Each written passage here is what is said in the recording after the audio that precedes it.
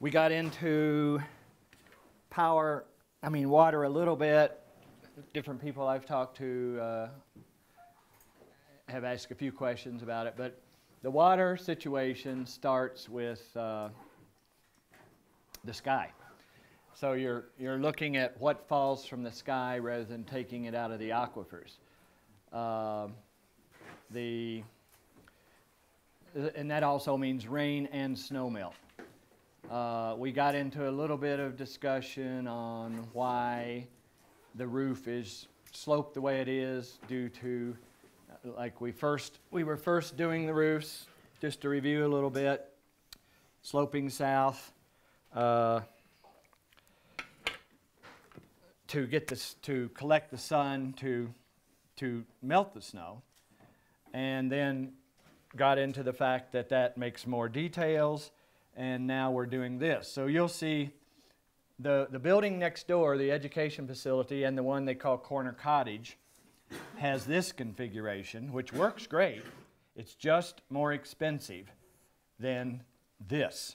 So we're obviously headed for, making things more economical. And so this is where we're at now with our skylights and our battery box and everything out here in the front. And we just have a very simple roof overhanging, dropping into cisterns, thermal wrap, and tire wall. So looking at the roof first, it starts with the roofing material. And I mentioned yesterday to look at this roof, which was the Bry material with it, and it started deteriorating and needing its acrylic coating every few years, so we went ahead and spray foamed it, which is not bad. You have to put acrylic coating on it, but a lot of places around the world don't have the spray foam coating. We're looking at trying to come up with a universal design that has basic qualities that can be used around the world. So we went next door.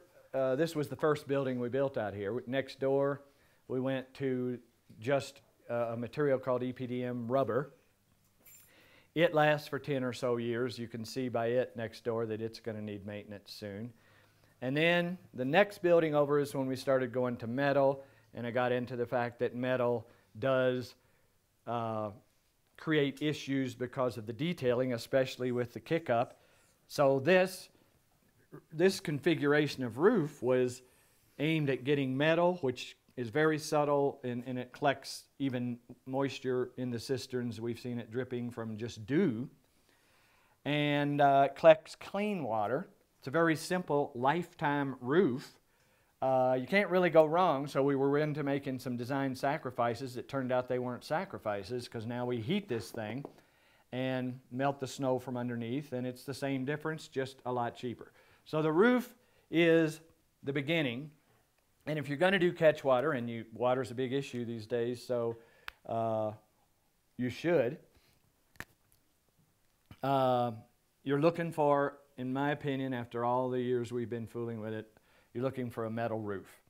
And a metal roof that, if you are in a climate where it does freeze, then you're looking for heating it with the solar panels that we put up here that also double as hot water heating. And we just pipe some of it through underneath the roof to melt. And you can get a glimpse of that system at the latest one called Sutton that Kirsten's going to take you to. You can look out on the edge. You can see these pipes. There's a gutter back here.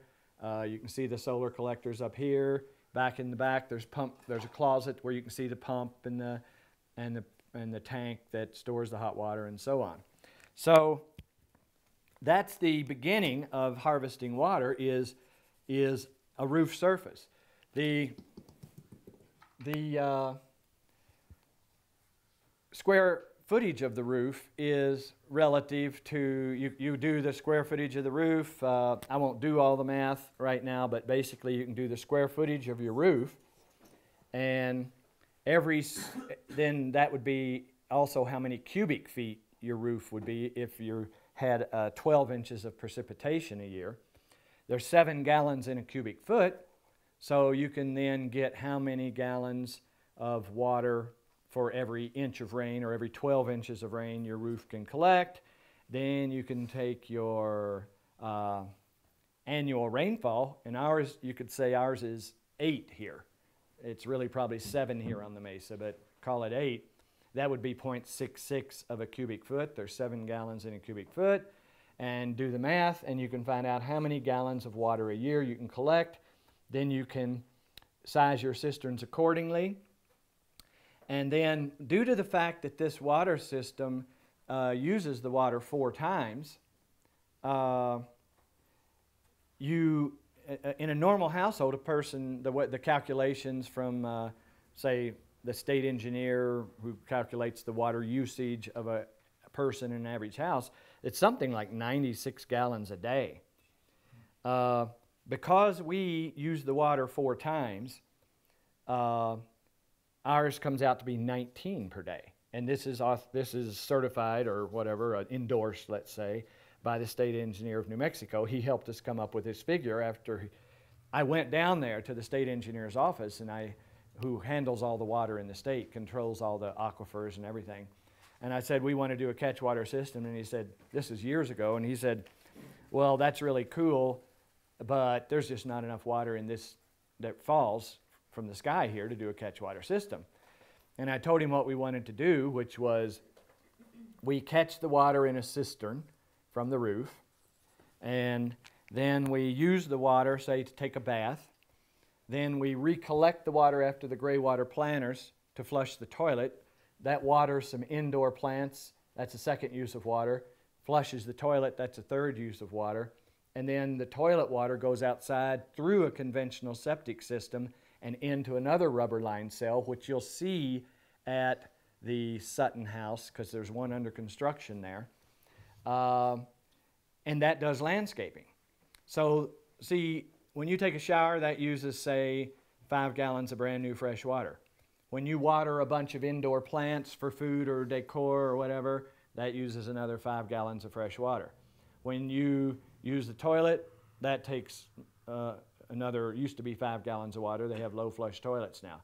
And then when you landscape outside, again, that's brand new fresh water that a normal household uses. We use that same 5 gallons of water over and over and over and over again, which is how we can come up with this figure. So then you can say 19 gallons a day per person and match that to what you can get on your roof, and you'll find that 2 people living in a normal sized house in an area like this that has 7 to 8 inches of precipitation a year in liquid will work. And the state engineer was super psyched about it because it would cause us to be pumping less water from the aquifers that are waning in New Mexico. So he helped us come up with these figures. And so that's the basis of it right there. But then the water, you're getting the water on the roof. The next step is you have to get the grasshopper wings and bird shit and whatever else out of it, dirt and dust. We have silt catches.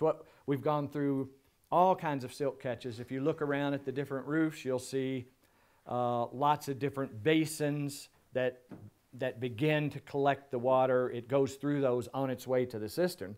The one we're at now, this is after, a couple of decades of evolution, is we went online, and you can see this at Corner Cottage, and I don't think the Sutton one has it in yet. Corner Cottage is probably the only place we've got this installed because it's relatively new. You want something that water can run in, and it's just going to filter it, basically. In this climate, we don't have a bunch of leaves and things like that. You have to get more serious with your clean out if you're in an area that has a lot of deciduous trees. But here we're just talking about insects and dirt and dust and whatever, and pieces of plants or whatever that end up on the roof. What we found is a big stainless steel bowl online, and we went and drilled a bunch of holes in it. We fill it full of gravel, and we run the scuppers off of the gutter into it. And I think they've even got these installed next door. So definitely go up and walk around the roof next door. I would say don't walk on the roofs, walk around them to see all of this. So your water at the end of a roof goes into a typical rain gutter. Sometimes we make them bigger if it's more, if there's more precipitation than a regular gutter. And then that goes into scuppers that just take it into these stainless steel bowls, giant bowls, full of gravel. And that's the first filter. It's just a silt catch. If you are in an area that has a lot of deciduous trees, you put a screen over that that's removable so that the leaves pile up on that and the water goes through, and then you can take the screen off and dump the leaves off. You have to, in different climates, deal with the situation a little bit different. Basically, you got 2 points here already. One is the cleanest material that catches the cleanest water and low maintenance, and then silt catching to clean up that water. That's the next step. Another thing about metal roofs, there is a brand of metal called ProPanel that's sold throughout the U.S. It is the best one because the baked-on enamel coating that they use doesn't have lead in it. Some of the other brands, there's a little bit of lead in their baked-on coating, and it kind of deteriorates over the years and gets flatter, and that deterioration ends up in your water. So you want to, the ProPanel brand, we know you don't really see any ProPanel here that's gone flat. It holds up better. And another good thing to do is test your water occasionally anyway. We test, the county used to make us test our water all the time. And one time we tested it with a test of the water at the courthouse, and which was city water, town water, and ours tested better. So we aren't getting too much flack about it anymore. They're just thrilled that we're not using the aquifers. So we have our own water, and like even if you get to a climate that even has 6 or 5 inches of rainfall, you can come up with a rationalization, like we're doing one in Baja now, and they're down there around 6 or 7, and they're having a bigger family in this building. So what we're doing is we're just extending the roof even more. Coming up in there, we're doing little palapas up here that drain onto the roof and whatever. The point being that you can extend your roof surface with the numbers, doing the math, to match the rainfall to give you what you need for a family of 2, 3, 4. And see, usually if you have a house with 2 people in it, the house is this size. If you have a house with 4 people living in it, the house is that size. So that increases the roof size, which equates to the increased use of water. And then you determine how many cisterns.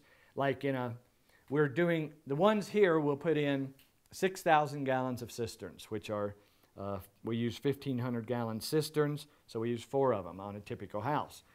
We're doing the same thing in Texas, and they get we get 8 inches of precipitation a year here.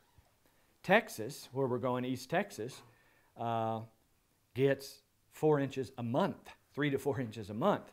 So one thing we're going to do is tarp the site so we aren't pounding tires in the rain. Pounding tires in the rain, for you guys that pounded tires yesterday, imagine your sledgehammer coming back up with a wad of mud on it like that. It just doesn't go away. We did that in Scotland. And so the 4 inches a month means, if you do the math on 4 inches a month, these people are catching enough water for 2 months every month, according to the usage in one of these houses. So this is taking water out of the equation of, taking from the earth. Because there's many places, they say the aquifers under Santa Fe and Albuquerque are going to be deplete in a few years. They're going to start taking the Rio Grande. We're good on aquifers here, but it's 700 feet down, and it takes a lot of energy to pump it up, so we don't use it.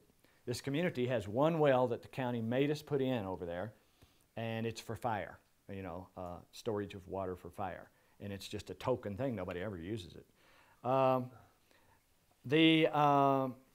So the story there is that if you get less, you're heading toward 6, 5, 4, you increase the roof, you look at the biggest torrential rain in recorded history, and make your roof and your cistern size to stash it. For instance, like Phil, the guy that was pounding tires yesterday, he and I went out a few years back and during a torrential rain, and we saw our roof running into our scupper, and basically we saw our cistern running over because there was too much rain all at once.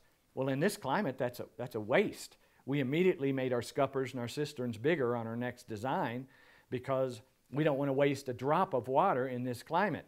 So you want to design your system, and it's all the same components. Some are bigger, some are larger, just like with electricity. Some of the panels are, sometimes you have more panels, sometimes you have more batteries. I'll go into that. But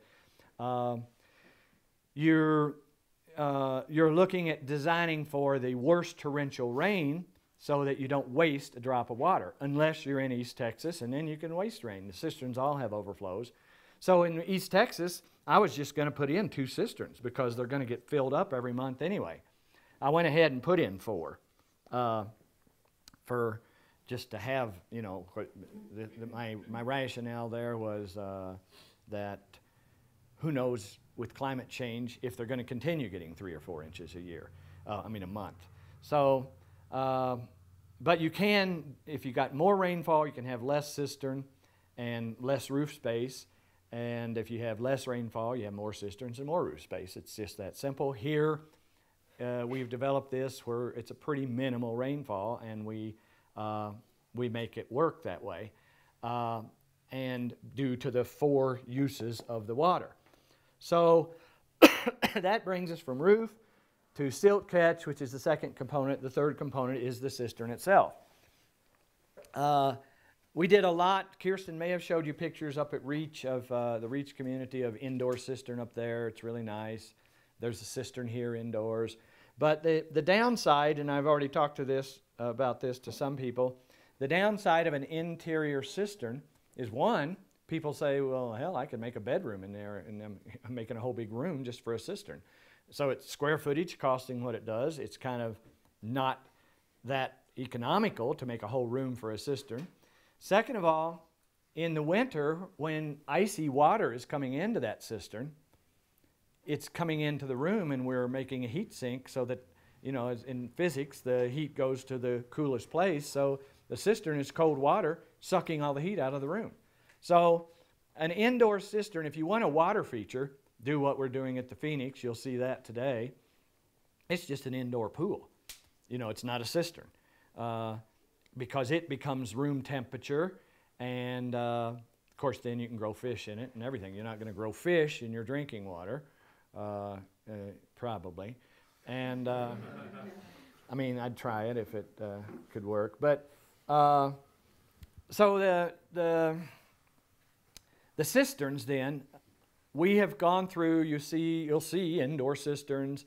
You see we've made cisterns out of tires, like in the green modular one there. The blue circle is a tire cistern. There in the old Nautilus house is a round blue circle. That was a cistern made out of tires. We just plaster the inside.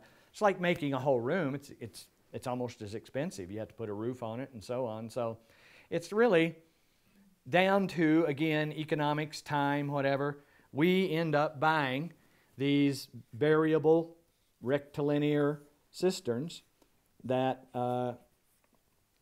we can get delivered all over the place. We're getting them delivered to Mexico. They have versions of it in Europe.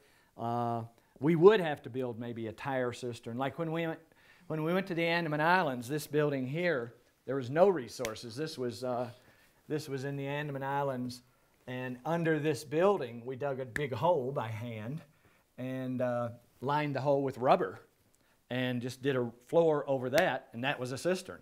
I mean, so if you're in someplace in Africa, that's what we're going to do. Is we're sort of rehearsing all the time for places we know we're going. You saw the guys mining out the dirt to pound tires with in that second circle.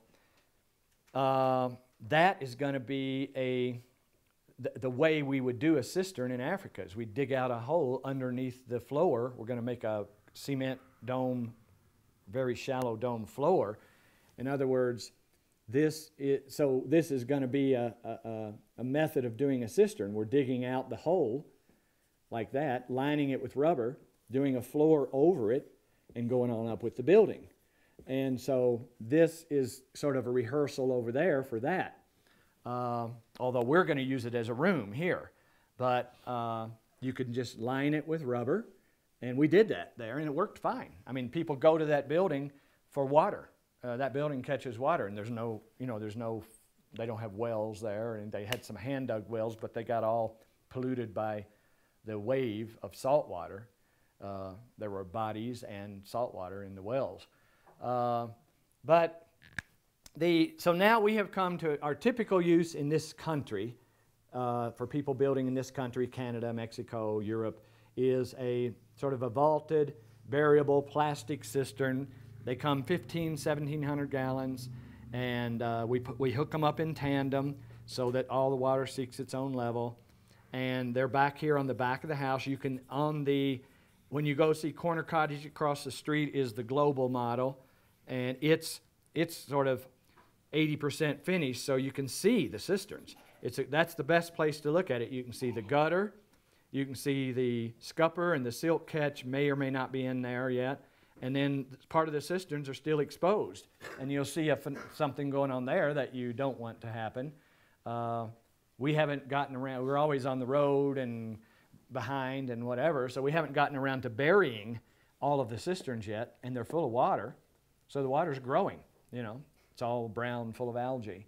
And the cistern's buried in the dark, the water stays clear. So that's something you don't want to happen. We'll use that water for construction and clean them out and go on. So now you got water falling from the sky on a clean metal roof, going through a silt catch and into a cistern. All of that is sized relative to 7 gallons of water a cubic foot, the square footage of roof space, and the number of people in your family. And then you've got your water. Now your water goes gravity feeding through the wall into a pump panel. And the pump panel is called a WOM, Water Organizing Module. On water harvesting over there, there's a picture of it. It's in the closets always in the back of the buildings. You'll see it. You should be able to find it in every house.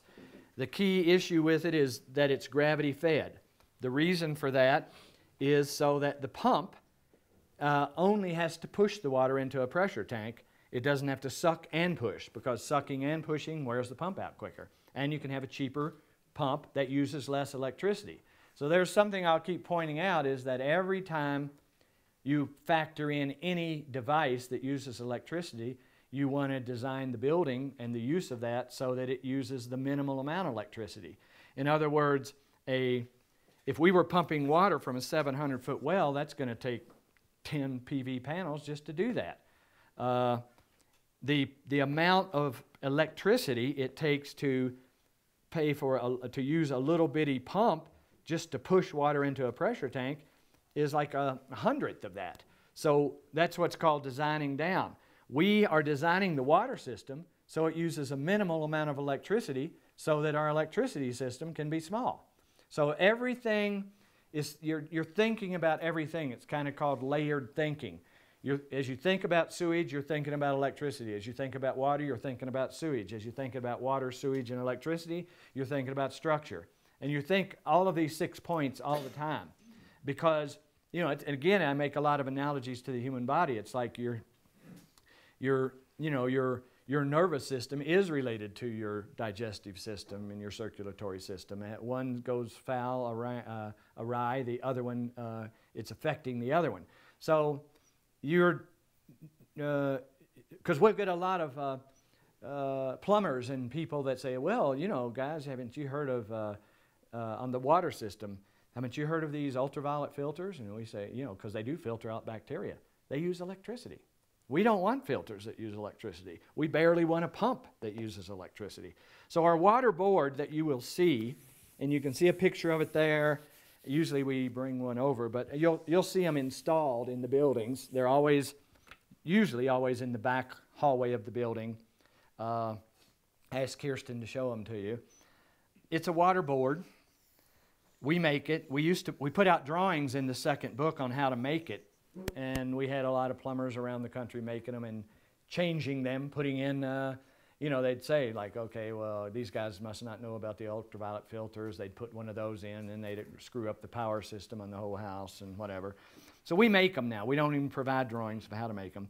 But what they consist of is a simple 60 mesh filter that its job is really just to protect this little DC pump that takes a very minimal amount of power, only runs when the pressure tank gets down low enough. The filter's got a cleanable. It's also replaceable, but you can clean it for 2 or 3 years before you have to replace it. So the water gravity feeds to here from the cisterns, goes through the 50 mesh filter, through the pump. The pump then pushes it into a pressure tank nearby, a conventional household pressure tank. And back out of the pressure tank, you have conventional household pressure. Then it goes through another 500 mesh filter and to the house, you know, to the faucets. And then it goes from there on into a 1,000 mesh filter, which sometimes goes through a charcoal filter and into a drinking filter, a bacteria filter. So that's what you'd see on these water boards. And the drinking filter then goes to all the fixtures too. So whenever you see a sink in any one of these buildings, you're going to see 3 faucets, hot and cold and drinking. So we filter bacteria out for drinking and brushing your teeth and stuff like that.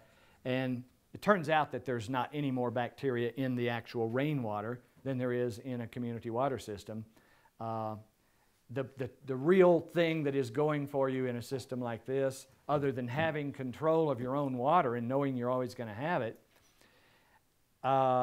is you don't have fluoride and chlorine in your water. Like when I go to any city, I can't even drink the water because it just tastes like a swimming pool.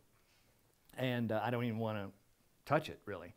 So this water is clean, clear rainwater, and we use it 4 times, and that's the nature of the system. The water board is a crucial element in the building. We've evolved and developed it, and we ship it all over the world. The DC pump that pumps it just takes a fraction of electricity. It's about a $160 item. We usually advise people have 1 or even 2 on hand. I mean, it should last 5 or 6 years. So we don't know what's going to happen in the future. So if you got a couple extra pumps, you're good for 15 or 20 years. So, you know, because we're looking at whatever in the future. So that makes you in total control of your water. You find yourself, this is the same with the electricity too, but if if you're looking at the weather and you know, it says showers for the next 3 or 4 days, why, you know, take a long bath, take a long shower. You know, you always will have enough to live, but sometimes you can live more luxuriously on water. Sometimes you can live more luxuriously on power, depending on what your weather is. You kind of relate to the weather. So that gives you water from the sky. It's as simple as that. It's taken the place of pumping water from a deep aquifer and taking a lot of electricity to do so, and taking, you know, depleting the aquifers, which are finite eventually, and depleting the aquifers affects things underneath the earth, and definitely has an effect on the planet. And like I was telling you yesterday, in that whatever county that is in California, they have depleted their aquifers, created a vacuum, sucked the salt water in and polluted their aquifers, and then dumped their sewage in on top of that. So, you know, it's like we do affect things, but just harvesting water off your roof from the sky is a pretty harmless way to live on this planet. So, before I take that into the sewage, what we do for hot water is Europe has been using gas demand hot water heaters for years. There are water heaters that the cold comes in and they flash on due to a pressure release valve whenever you turn the tap on, and the water gets flash heated. It's on demand flash heated, and that water is So the water comes in cold, it goes through a coil and gets flash heated and comes out hot. So we use those. It uses propane, but in an area like this, you hardly use any propane because what they have is a sensor that if the water, so we got cold water coming in, but we don't push cold water in there. We take the cold water from our pump and our pressure tank to panels on the roof first that are always, in this climate, getting sun. So that's hot water. Then it goes to the gas demand hot water heater. So then it's coming in most of the time hot. The sensor senses that it's hot, and a flash heater doesn't come on. Only if it's cool from 6 cloudy days in a row or something does the flash heater come on. It's just a backup. So we send solar hot water through this. 90% of the time in this climate it doesn't come on, and you go on with solar hot water. So this is part of the system. You'll see this on the Sutton and on the global model that has different than the electrical panels out front. They're the solar hot water and roof melt panels. And so we get hot water from the sun with gas backup, propane backup. And of course, in a cloudier area, you would use a little more propane than we use here, but still it stores it in insulated tank. So like when we were in Montana, the gas hadn't even been hooked up. And the guy had a screaming hot shower. He was blown away. You know, there was no utilities coming to the building. And, you know, he knew what he was buying, but he just hadn't seen it all working for him yet. And the plumber was there, and the electrician was there, and everybody just standing around like it was the first hot shower they had ever seen. You know, we're all going, oh my God. You know, the water is coming out the faucet. There's no power lines there. There's no well. And it's hot. And so it works. So this gives you what I call hot and cold running water, which is, you know, it's thrilling if you're doing it yourself. So, and you are in charge of it, in control of it, the quality of it. You're not getting chemicals thrown in it that you have to deal with, that you don't know whether they're causing cancer or not. And, you know, like, I was just in Baja a few weeks ago because we're doing a project down there, and the guy that I'm doing the project with is living with his family in Mexico City right now. And he was saying that Mexico City is 5 months away from being out of water. You know, they get a lot of rainfall, but they run it off of reservoirs. And the reservoirs are low and not filling back up. And so, you know, can you imagine however many millions of people there are in Mexico City being all there without water? It's going to be it's going to be chaos. So that's what people are looking forward to. And here they are in Mexico City. They get 3 times as much rain as we do. Another situation was I was in London a few years ago in a taxi going from the airport to town. And it was raining so hard that the guy's windshield wipers couldn't keep up with it in one of those little black cabs. And our conversation was about London running out of water. He was telling me London's running out of water, and I'm like, Jesus Christ. All that water just goes down the storm drains, mixes with the sewage, and goes into the ocean or the channel or whatever. And I mean, and I've got endless stories like that. I had people come to a seminar and go up to Washington State to build an Earthship. And they said, we like everything about them, but we're just a little reluctant on this water catchment system, so that we're going to do a well, and we'll pay for the extra panels to pump it and whatever. And they called me up and were talking about, because I was consulting them through the project, and they said, well, we gotten started. We're drilling our well, but we just can't get our well drilled because it won't stop raining. So it's strange out there in the real world. So I don't know. You know, this can work anywhere. You know, there's even when you get down to 5 or 4 inches, you can extend it and make it work. Water comes from the sky. We can use it. Another thing I like about it that I hate about the real world is there's no infrastructure. See, we've got our own water on site from the sky. We got our own power on site from the sky. We treat our own sewage on site. The Hopi Indians, when I first came out here a long time ago, I got the myth that they have, or the legend that they say and have said many years that the earth is going to be taken over by spider webs. When I go back to the cities, I see it. You know, I look through wires at dirty skies, and there's pipes. Albuquerque and Santa Fe have so many pipes and wires and conduits underground, you have to get a permit to dig a hole in your own backyard. So underground and above ground, there's pipes and wires and infrastructure that takes a lot of money to build, a lot of money to upkeep.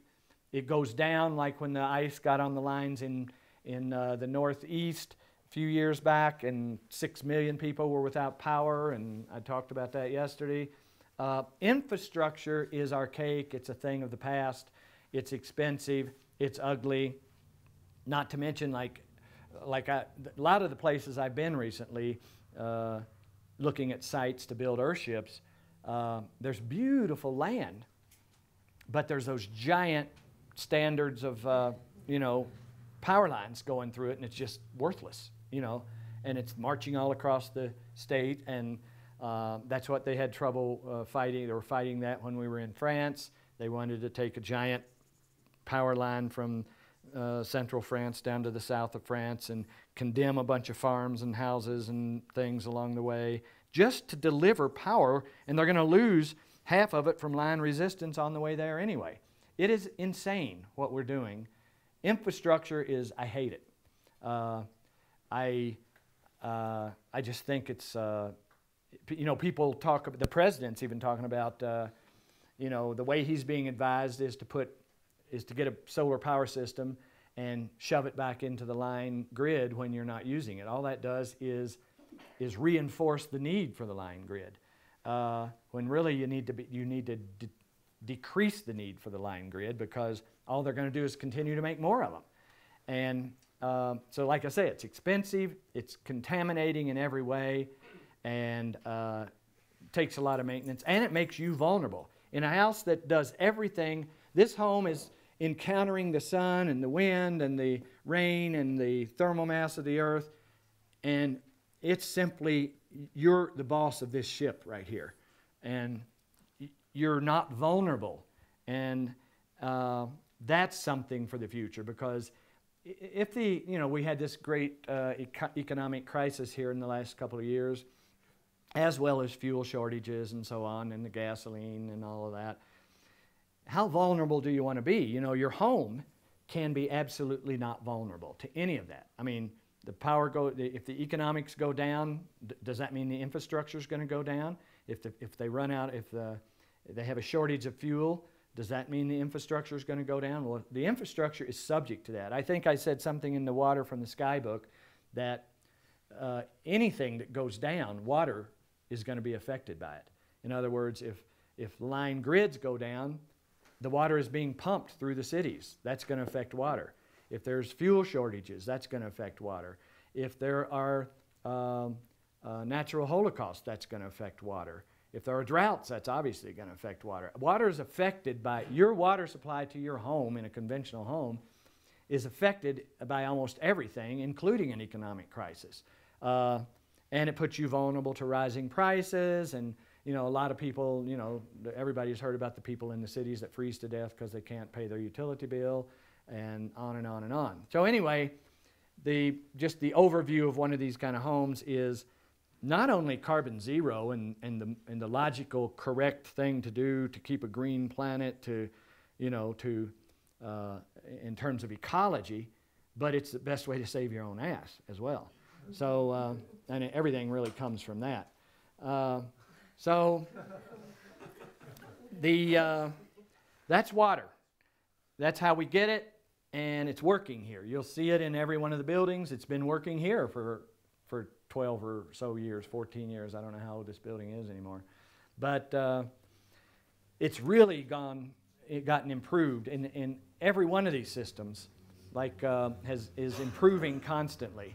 The older buildings do it, but the newer buildings just do it so much cleaner. I mean, I would compare this building and say the studio building over there to like a '49 Ford, And the newer buildings are like, you know, a 2009 BMW.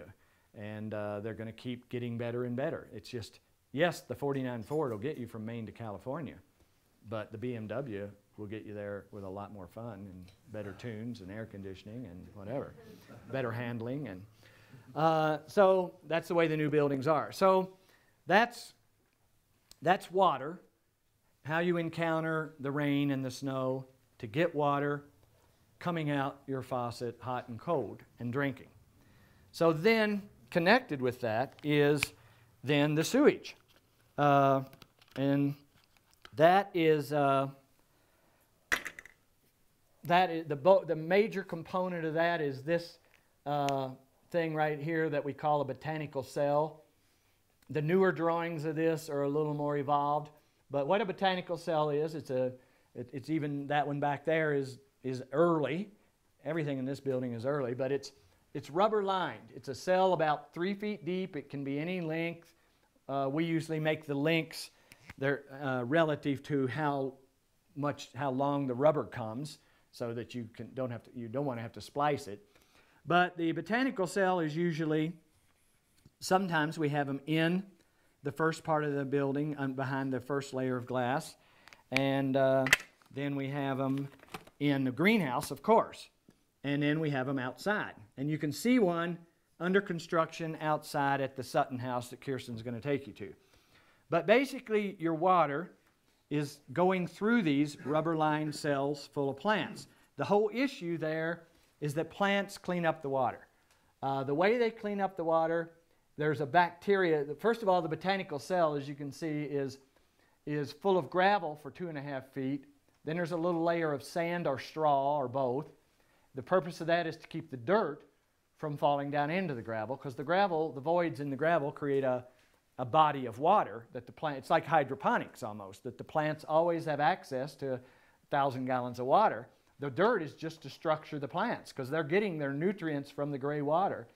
And, you know, some of it from the dirt, but mainly from the gray water. This drawing was made just from slicing into one of these and seeing what it looked like. The big rocks are what we call reception and reception bulbs, because that creates bigger voids of water, so that, for instance, when your bathtub drains, it's going to drain slow if it goes straight into the gravel. But if you have the big rocks, they're sized so that a whole bathtub can drain fast into the voids between the rocks, and then it moves through the gravel. But it starts with the water going into a device, very similar to like the silt catch on your roof. You have to deal with the fact that out of your shower there's hair and parts of soap and whatever. And in your kitchen sink, there's all kinds of stuff, bacon bits and broccoli pieces and whatever.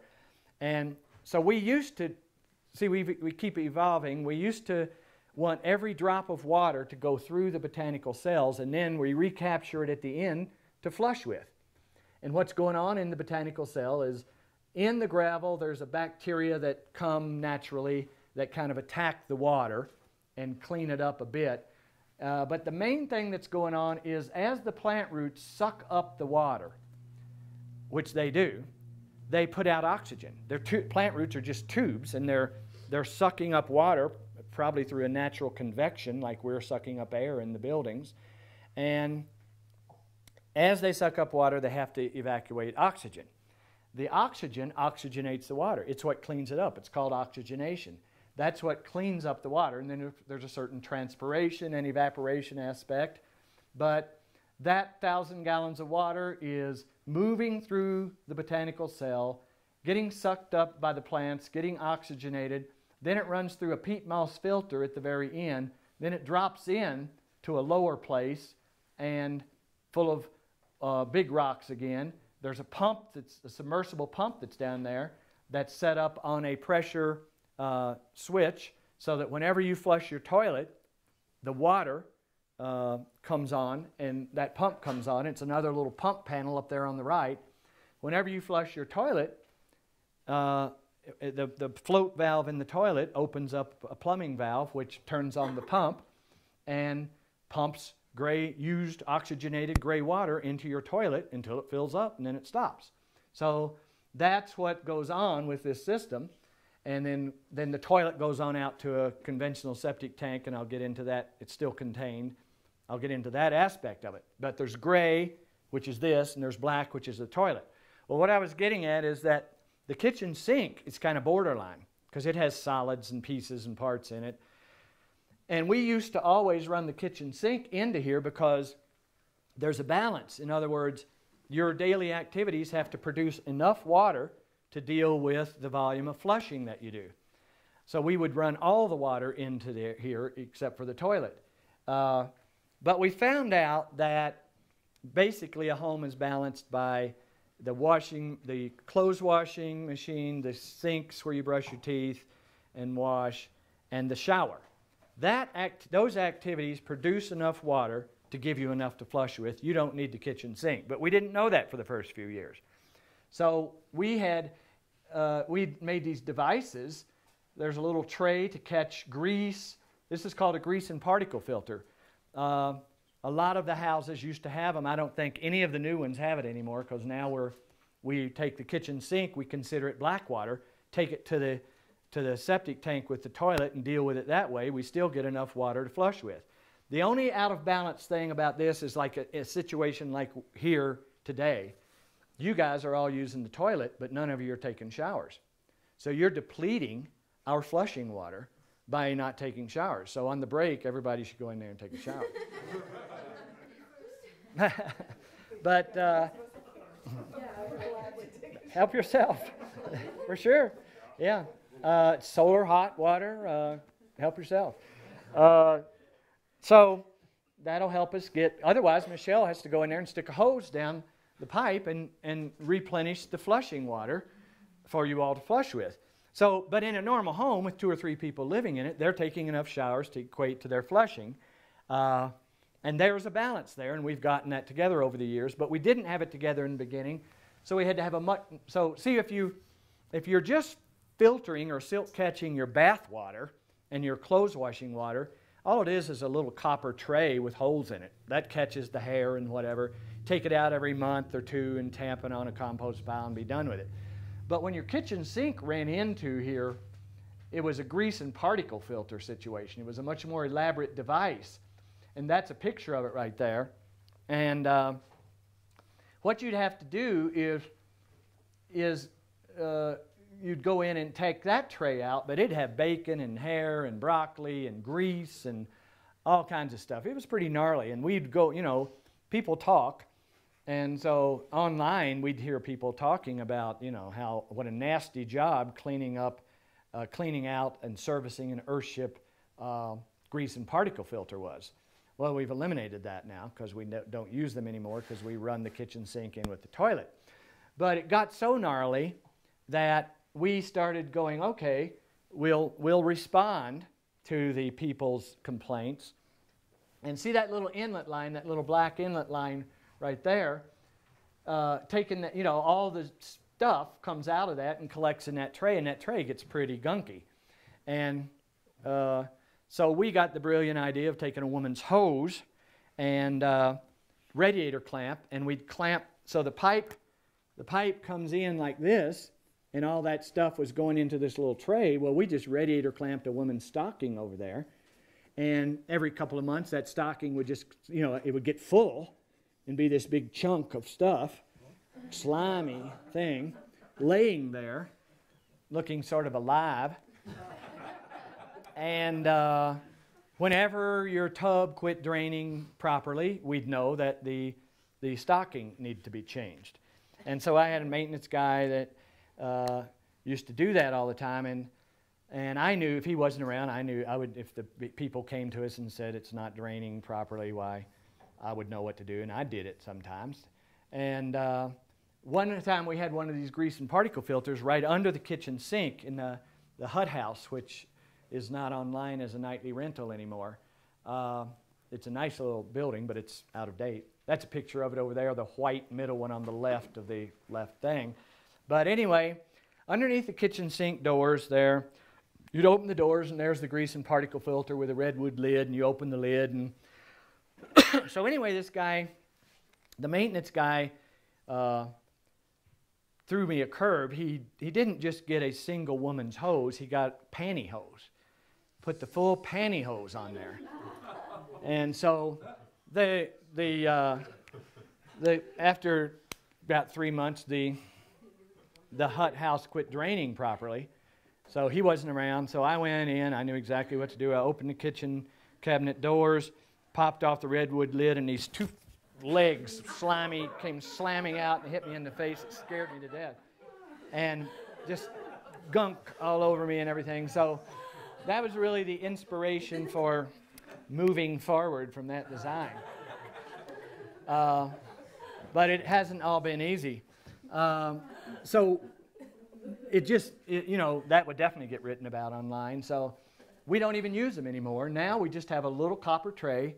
It catches the hair from the bathtub. The kitchen sink is plumbed to go with the toilet to the septic tank. And we have found out that that's enough. People take enough showers and wash enough clothes and brush their teeth enough to create enough flushing water. And, you don't, like in water conservation, they're always talking about don't flush your toilet any more than you have to. Well, here it doesn't matter. You're flushing your toilet because you're flushing it with used water. It just changes the whole concept. We don't even care if you have a low flush toilet or not. So, of course, all toilets are low flush these days, I think. But this is just the kind of evolution. Like we used to go, that's a little redwood cage for the charcoal and peat moss filter. Now we have the charcoal filter on the water board, and it's just a peat moss filter. And still, we used to make a little redwood cage. It'd take a guy a day to make it and put the peat moss in it and all that. And that's evolved because now our botanical cell is linear, and it's about 2 feet wide and 25 feet long or so. And the gravel is all in here and everything. Well, we get a peat moss bale. They come in plastic bales. And we just cram it. We just take an ice pick and stab it a bunch of times, cram it into the space, and the water has to go through it. In other words, we're just constantly getting the methods of doing this more and more simple, more and more straightforward, and work better. So we haven't had much problem with gray water at all in recent history. The corner cottage one we hit rock, and those botanical cells had to go laced up and down over rock and everything. And sometimes the water there doesn't move fast enough to the flushing well, and we have to run the bathtub to do in that one. The Phoenix has got huge gray water planters. It rarely, if ever, runs out of flushing water. And it definitely takes this system to the limits. But anyway, you have what it is then is a botanical cell. You can have, we put them in tandem, link them together. You'll see them in every building, inside the living spaces and in the greenhouse. Clearly, they have to be on the solar gain side of the house so they get sun, because the plants growing is what sucks up the water. And so we're basically, the first use of the water is taking a shower. The second use of the water is growing food, aloe vera, grapes, bananas, whatever. And then third use is flushing your toilet. Fourth use is landscaping, which I'll get into. And so we have taken these botanical cells now way far into food production. A way that this evolved, just like with the stockings, was before we invented all of this stuff, we were not going to make Earthships use flush toilets. We used compost toilets, which they work fine, but the 90% of the populace, of the people, they want it to go away. They don't want to be dealing with it, whatever. Although compost is a great thing, lots of people don't want to deal with it. So we were still adamant about it. We were going to use compost toilets because we didn't want to flush away even a gallon and a half. Back in those days, it was 5 gallons of water, every fresh, good, new water. Especially if you're harvesting it from the sky, you can't afford to. So in the old days, we were using compost toilets, and since people didn't like them that well, and we're trying to make these things marketable to all the people, we invented a solar toilet. I don't know if Kirsten showed you a picture of it last night in the mountains, and we took it to the Himalayas because nothing breaks down there. And what it does is it takes human waste and turns it to ash. It fries it like in an oven to ash. We had it all figured out where it would it turned out to be less marketable than the compost toilet, because we had this thing, this scraper. It was like a oven. A solar oven is what it was, with a toilet seat on it. I mean, that's really all it was. But we had this device in here where it smeared it and made it thin so that the sun would dry it within 40 minutes or something and turn it to ash. And I actually took a mayonnaise jar full of it and put water in it and took it to the water testing place, and they tested it. It was benign of any bacteria. So I had a mayonnaise jar full of shit dust that I took down to the state authorities and dumped it on the guy's desk, and then told him what it was, and he screamed and jumped up out of his desk. And but I was always reporting to them what I was doing, and so he said, "Go ahead, work with it. Somebody's got to do it." I wasn't that stupid. I had established, doing all this stuff for 40 years. I had established a rapport with all these guys these authority guys down at the state level. And the reason I got into so much trouble was, fate would have it that they all, within a matter of 2 years, retired. One of them retired. There was a bunch of them. One of them retired. One of them had a heart attack and died. One of them had a brain tumor and got cancer and died. And they all just faded away, all within 2 years. And I'm used to going down there and dumping shit dust on their desk and having them do nothing but scream. Well, I went down there, hadn't been down there for a few months, and they're all gone. And they said, "We hear you're doing this and that up there." I said, "Yeah, well, Fred Navarez said I could do that." "Well, he's dead. He doesn't work here anymore, and you are breaking every rule in the book." And so I got in a lot of trouble through what I call the changing of the guard at state level, and that was part of what got me into a lot of the trouble I got into. But anyway, we had the solar toilet, it and the compost toilets, and this is an example of how crisis, I guess, and I think this is going to happen with humanity as well.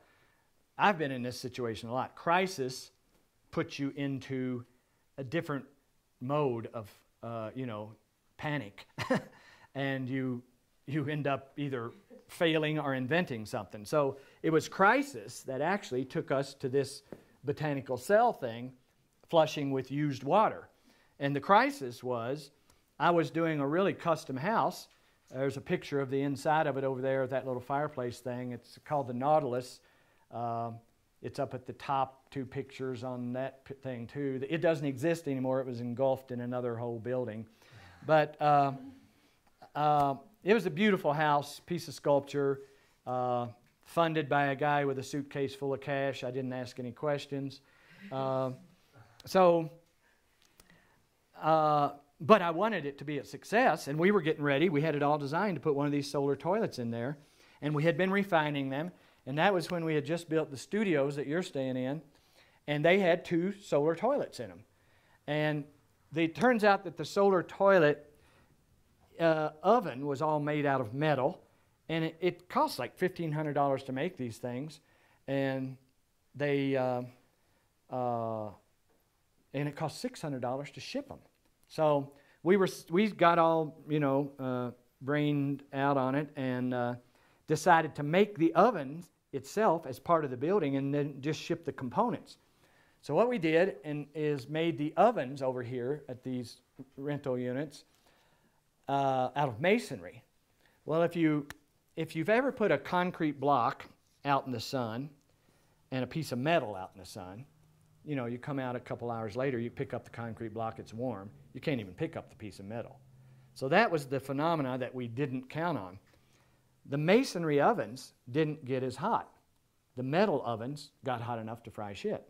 So we had the masonry ovens over here, not knowing that we were making a dreadful mistake, and got it all done, and tenants moved in, and they came over after being there for about 2 weeks, kind of embarrassed, and said, "We don't think our solar toilet is working." So, I go over there and lift the lid, and it's totally full of some kind of primordial soup.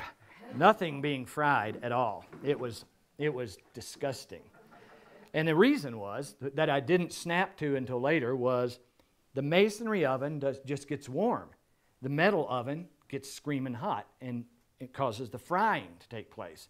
All I was doing was making warm soup here. And it was disgusting.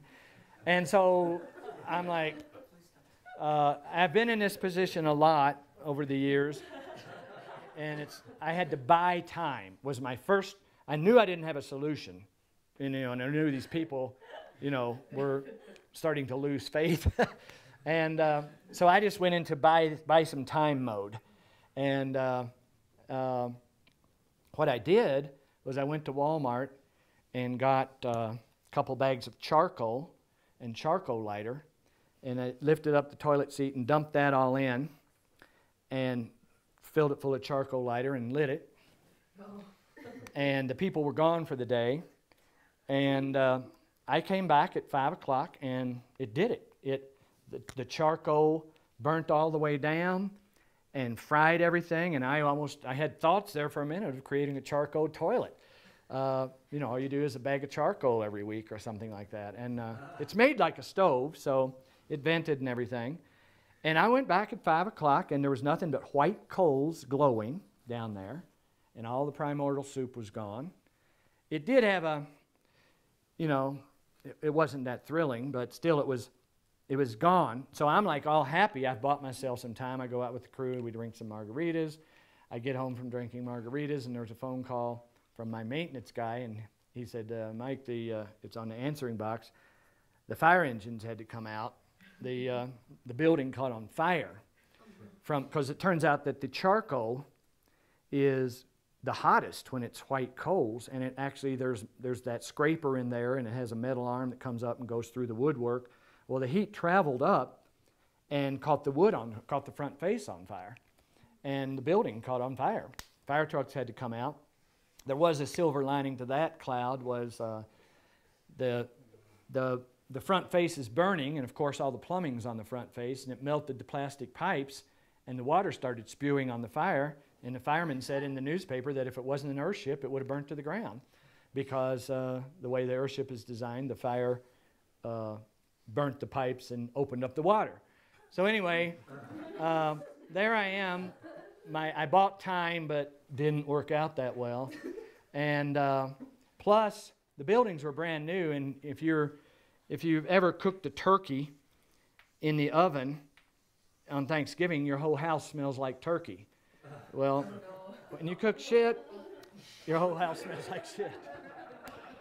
And, there was just this pasty smell in the whole house. And so I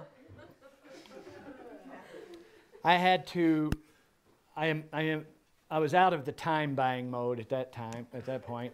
I just went and put in a conventional septic tank over there, put in 2 flush toilets, repainted the whole building, spent 2 weeks and another few grand, abandoned the solar toilet idea. And of course, I was right in the middle of this new custom home.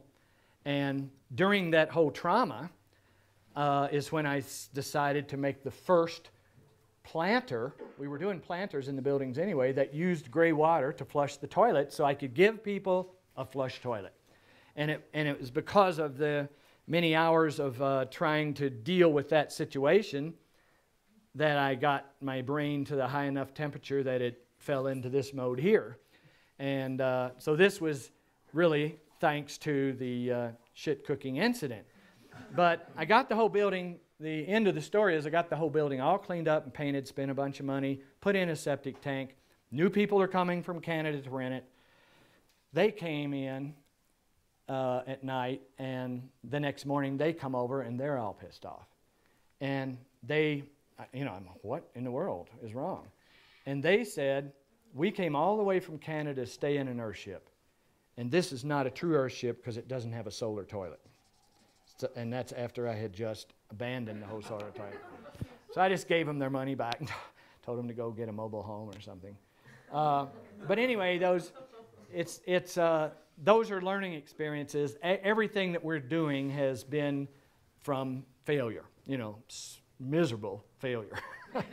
And but you know, it out of miserable failure comes, you know, some good things.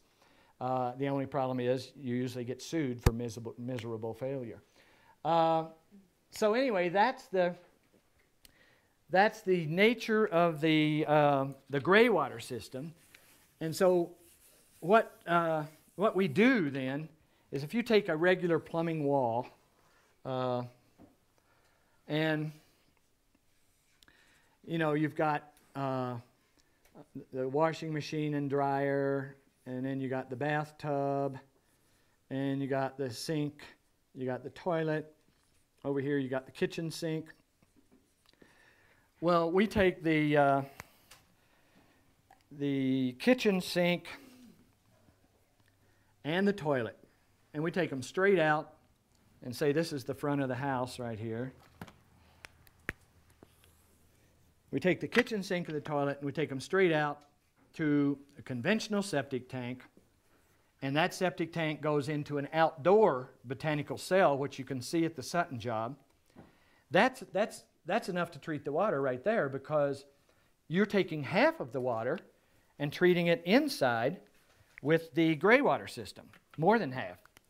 So your washing machine, your bathtub, your lavatory, they all go to the botanical cells inside the building and inside the greenhouse, however many of them you have.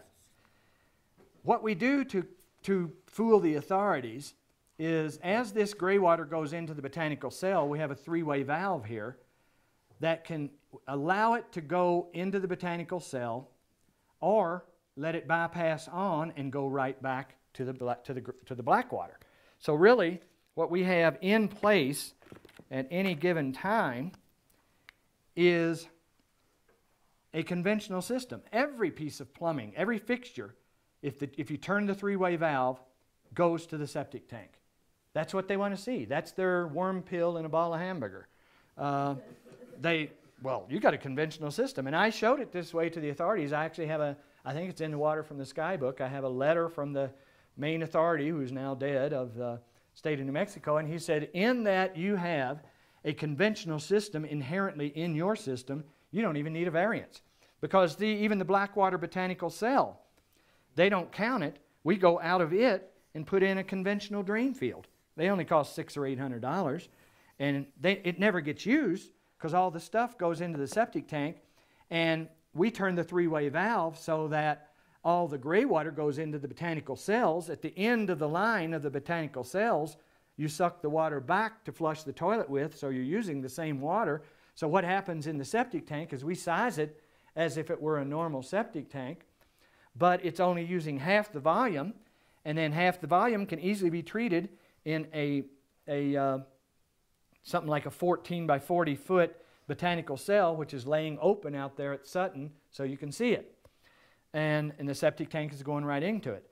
But to keep them happy, this is just disregarded by them. We call it pre-treatment, and some of them appreciate it, but they don't consider it.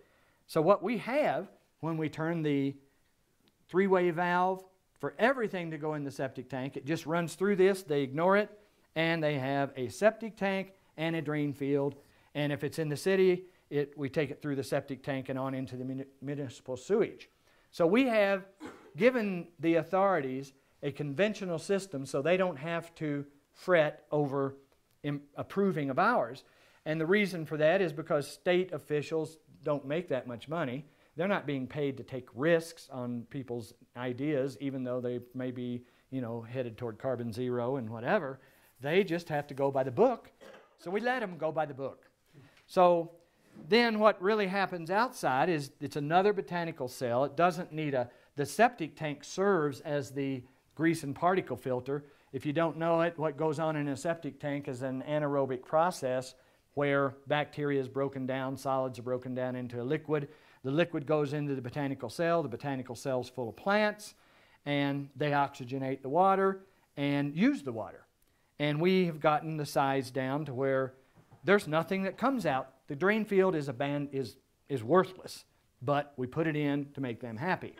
And then what that does is we spread these botanical cells out and make them shallower and strategically located so that the building then has all these green spots happening around it from the botanical cells. There's your landscaping.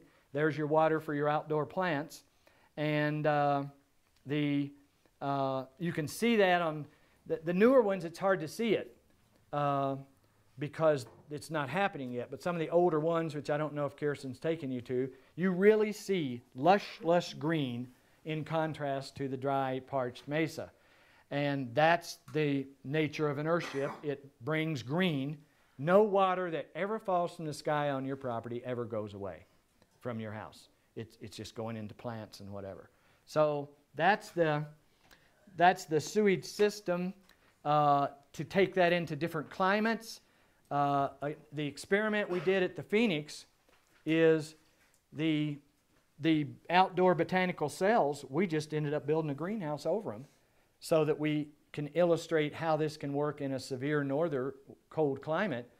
You know, the green is not going to be that impressive or functional if it's 40 below zero for 6 months.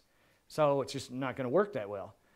So if you build a greenhouse over it, all of a sudden you have a whole lot more food production and a whole lot more sewage treatment and another buffer zone and on and on and on, and more water catchment because you got more roof. The Phoenix is illustrating that. The Phoenix's entire system is enclosed. And you can grow food. The food, if you grow food out of the black water, all of it, test it. We always test the food. And you take it to a testing agency and you get it tested. What we do is we'll test an artichoke out of our system, and we'll test an artichoke from the health food store. And if they test similar, then that's good enough. There are things online, we're going to get this out and documented, that tell you what items are most easy to produce out of even black water, other than, say, other than just landscaping. I'd be satisfied with just that. But you can break your black water into a series of cells. In other words, you have one cell, then another cell, then another cell. The best one to eat out of is the last one because it's gone through the cells before it and oxygenated. I mean, I wouldn't eat out of the very first black water cell out of the septic tank without super testing it. But we've done a lot of different tests, and it's always been good. Of course, the gray water is fine.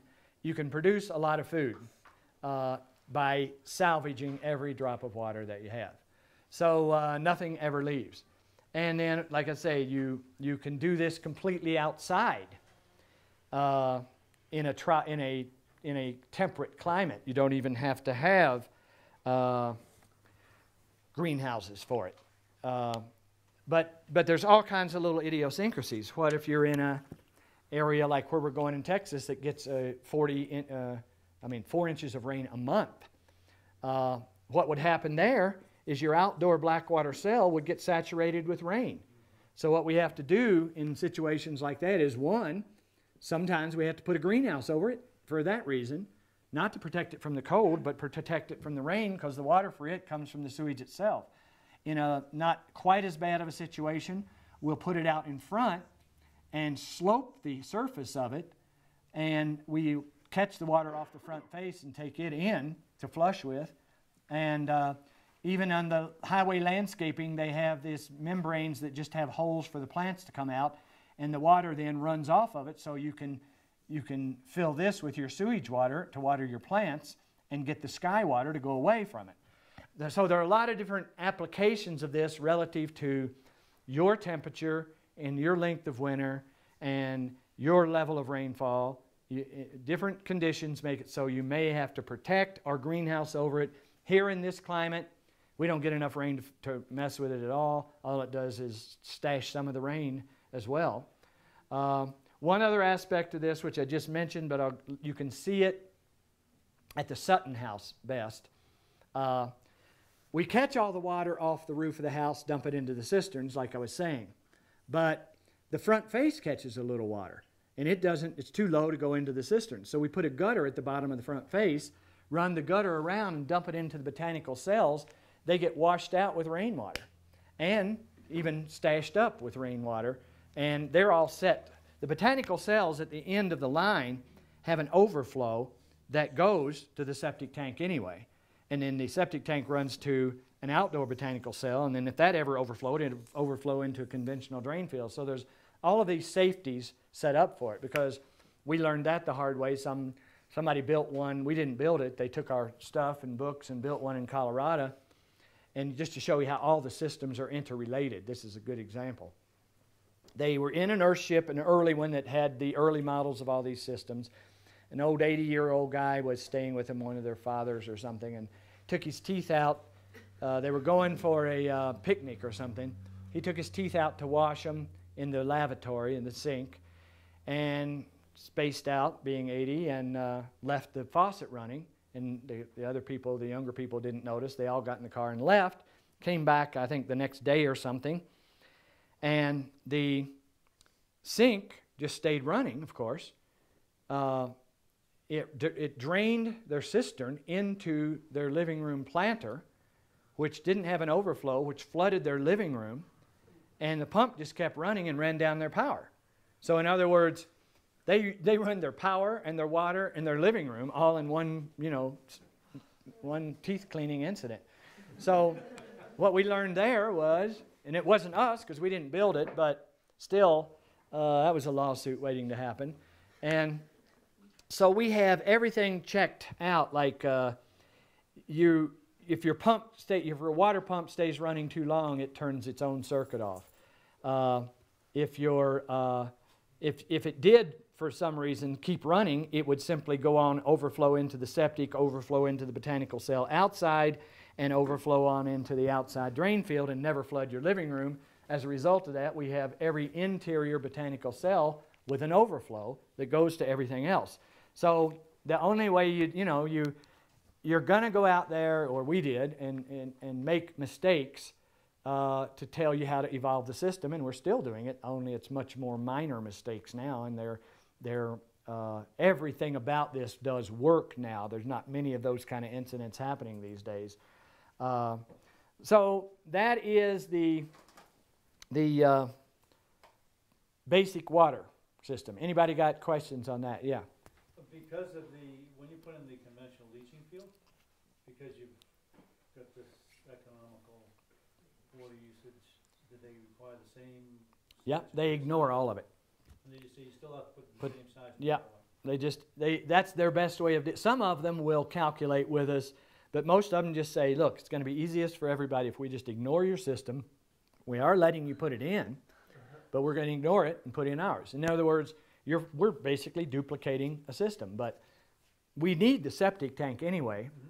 So all we're duplicating is a drain field, and we just don't, $600 or $800 for a drain field is a lot cheaper than fighting the authorities and trying to prove and whatever. Yeah. On the variable cisterns, at some point, is there ever any repair or replacement that needs to be done, and what's involved in that?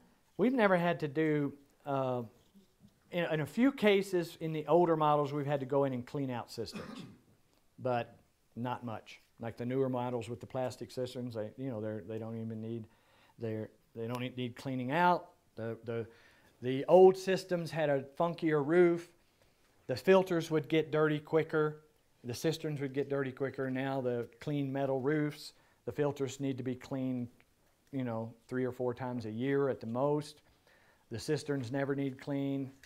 It's kind of working pretty smooth right now. All aspects of this whole integrated water system, which again, look at the electricity needed by this. That's why we stay away from the light filters and all of that. It's 2 pumps. It's 2 little DC pumps, and those pumps are DC for a reason. We're going to take a break in a minute, and then I'm going to do the power conversation. But the DC pumps are there DC because if you take everything, normally electricians, solar designers will tell you, just invert everything to AC and use all AC stuff just like a conventional house. Well then, if your inverter ever goes on a blink or fries a circuit or whatever, your whole house is down. What we do is we make the water pumps, which are very cheap and DC, the refrigeration, and some lights, be DC, so that if your inverter fries, you still have a life. You can still turn your faucets on, you can still flush your toilet, you can still have ice, and you can still have some light. We only use AC for computers and TVs and things like that, and some lamps and appliances. But we make the function of the house go bypass the inverter straight with DC. So that's why there's two little DC pumps. You'll see them. Every house has got a gray water board. It's just a littler version of the freshwater board. It's a little green board that has a filter and a pump and a charcoal filter. And if you want to know where it is in each house, just flush the toilet. You'll hear it humming somewhere and follow the sound. The gray water, the freshwater boards are usually in the back hallways.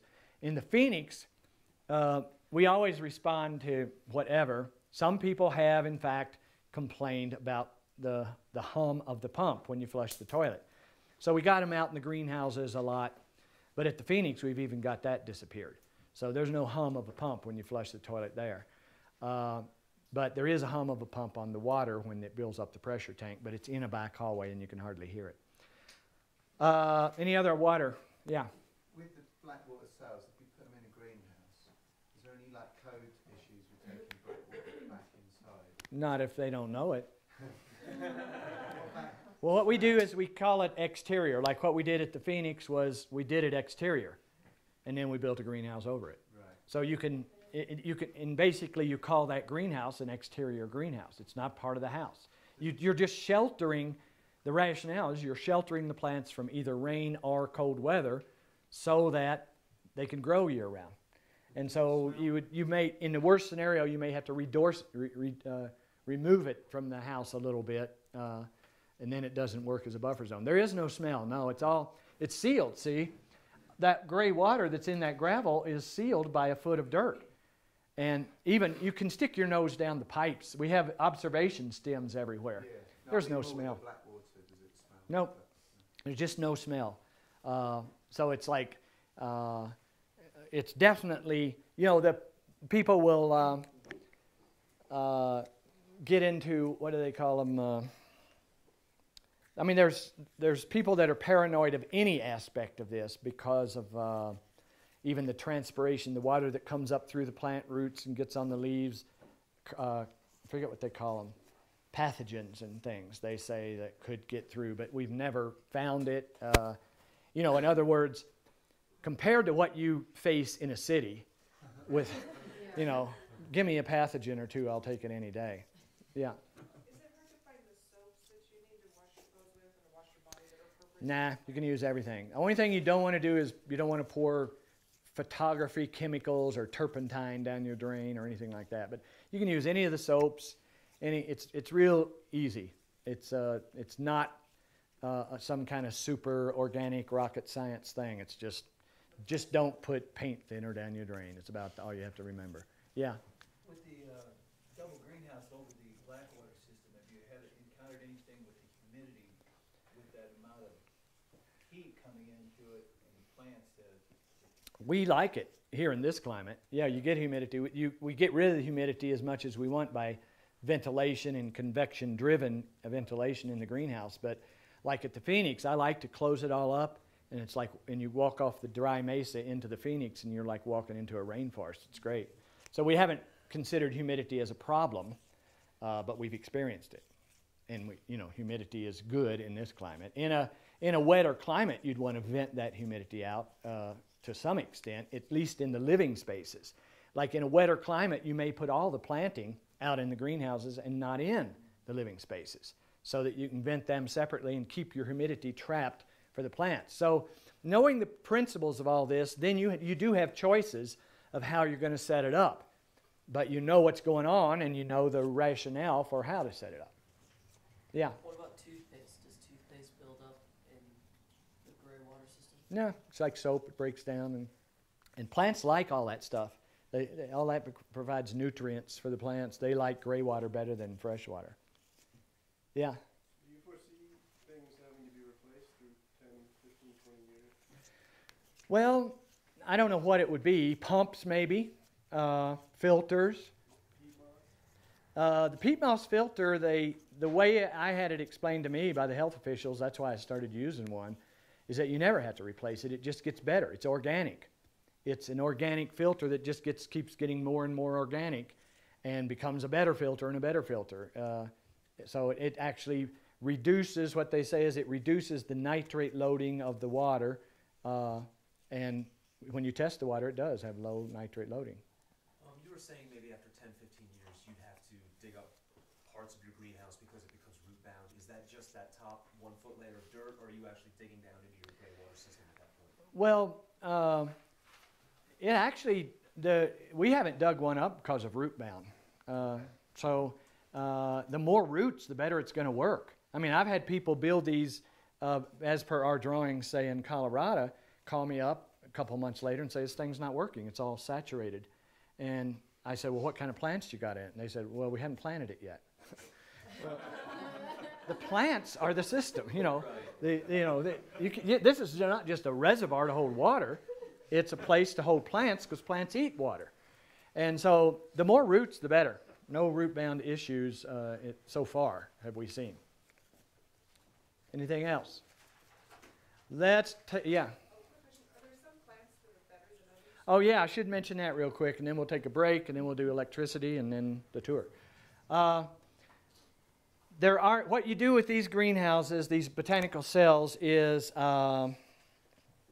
you start them with hardy plants that are more bomber and strong, especially with gray water, they even get stronger. I've got a list of them in the Water from the Sky book, but it's like bananas for sure, bougainvillea, all the geranium family, all the wandering Jew family, aloe.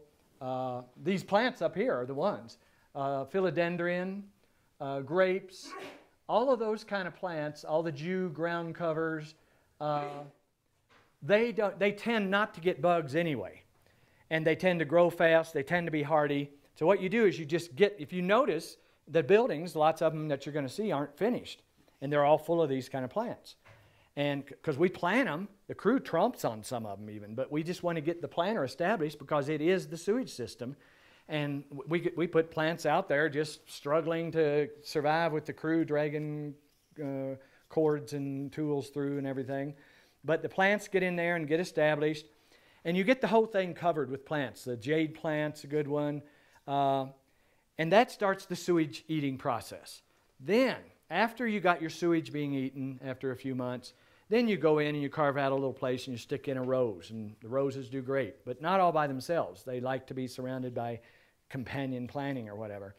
Tomatoes, if you filled your whole greenhouse with tomatoes, why, you'd have white flies. We get plenty of volunteer tomatoes and pot plants in our planters because the crew sits on the planters and eat lunch and whatever. But so we get all these volunteer plants coming up, and then we don't notice it until somebody's in there and whatever. Hopefully it's not a state official. But you carve out and put in food then, and cantaloupes and all. If you just started the whole thing with food, you'd have bugs. You must have these strong, hardy plants that are resistant to bugs as the basis. And then you place the foods and the flowers in between. And I've eaten it from the Phoenix. I've eaten sweet corn. You know, I would go over there at lunch and graze. I eat carrots, I eat tomatoes. Now I eat tilapia, corn, bananas, grapes, watermelon, everything. I mean, I just graze from the Phoenix grocery store, yeah. Could you grow like pineapple? We have a pineapple growing over there. Or citrus. What about like trees? So you can grow like citrus trees? Or Yep, we have a tangerine tree in the Phoenix is the biggest one. We got grapefruit, lime, huh? Yeah. Figs? Can you grow figs? We got a fig tree growing in the Phoenix. I love you. So you can just grow, we're trying to find out what you can't grow, but so far, everything. I mean, that's why what we're doing is, when you see the Phoenix, if you haven't seen it, you'll see why it has inspired us to do what we're doing with this Eve project, the building you were working on here yesterday. We're hooking a greenhouse onto this building, going across in front of the two tower buildings, across the architect's office where you were pounding tires, onto the next rental units. it's going to be, you know, a huge Amazon jungle greenhouse to produce food, because we're seeing that we can survive. You know, 25 people can survive here. We don't need power. We don't need water. We don't need sewage lines. We don't need grocery stores. We can live, and that is freedom. So, all right, we'll take a break and do power. 15 minutes or so. Let's come back at 11-ish. So we kind of devised this system after, I think Kirsten probably showed you pictures of the Dennis Weaver house that we did in Colorado like 20 some odd years ago, and 20-ish years ago. And we hired, you know, he had money. He was a movie actor. So he had the money to buy whatever. And so we got the best solar technicians we could find. We flew them in. And that power system cost about 80 grand even 20 years ago, or more, close to 100 grand. And it looked like the engine room of a submarine. Nobody even knew how to use it. It was in that time then that I decided to go in this direction. And what I had been living with crude forms for a long time, but I didn't consider myself a technician. And here's what I saw is I hired the best trained solar, in those days, technicians that I could to design this electrical system for me. I didn't consider myself as knowing enough to do that, yet I had been living out on the desert with probably the second divorce of the second wife by then or something, because this tends to be hard on wives. I'm sitting out there, you know, with our toilet is a 55-gallon drum with a hot plate in the bottom of it and things like that. So, but I'd been living with solar and wind electricity. I knew how to use it. I knew the idiosyncrasies of it. All these high-powered people that I flew into Colorado for Dennis Weaver's house had not lived with it. They knew the formulas and they knew how to design it, but they lived in homes that were on the grid. Their office was on the grid. I was living with it, and I found out that, in fact, in practicality and pragmatic experience, I knew more than they did. So I blew them all off after Weaver's house and started doing our own system, and nobody wanted to do it this way. They called me an idiot, but we had been through it. We had our offices then on inverters and solar power, and we had experienced what happens when the inverter fries. Nothing works. No print machines, no computers, no anything. Nothing works when the inverter fries. So that's when we developed this system with AC and DC, and that's why we do it. You are not vulnerable to one piece of equipment going bad when for your whole system. Your house will still function. And so that's the rationale for it. It makes good sense. Don't let anybody talk you out of it. Now, other than that, then you're looking at choice between sun, wind, hydro. This power system is set up to receive power from sun, wind, hydro, generator, gas generator, or line grid. All it does is channel all the energy to the batteries. You don't have a dual system. You just have many sources going to the same bank of batteries. Now, people ask a lot about wind. I would say only use wind if you have to. It's great, but it's moving parts. Photovoltaic panels are not moving parts. They're good for at least 20 to 30 to 40 years. They don't have any moving parts. They're not going to wear out. And in a climate like this with 300 plus sun days a year, they're going to be your best bet. I play with wind, and we're actually working on a new vertical axis windmill. Kirsten may have showed you pictures in history of some vertical axis windmills.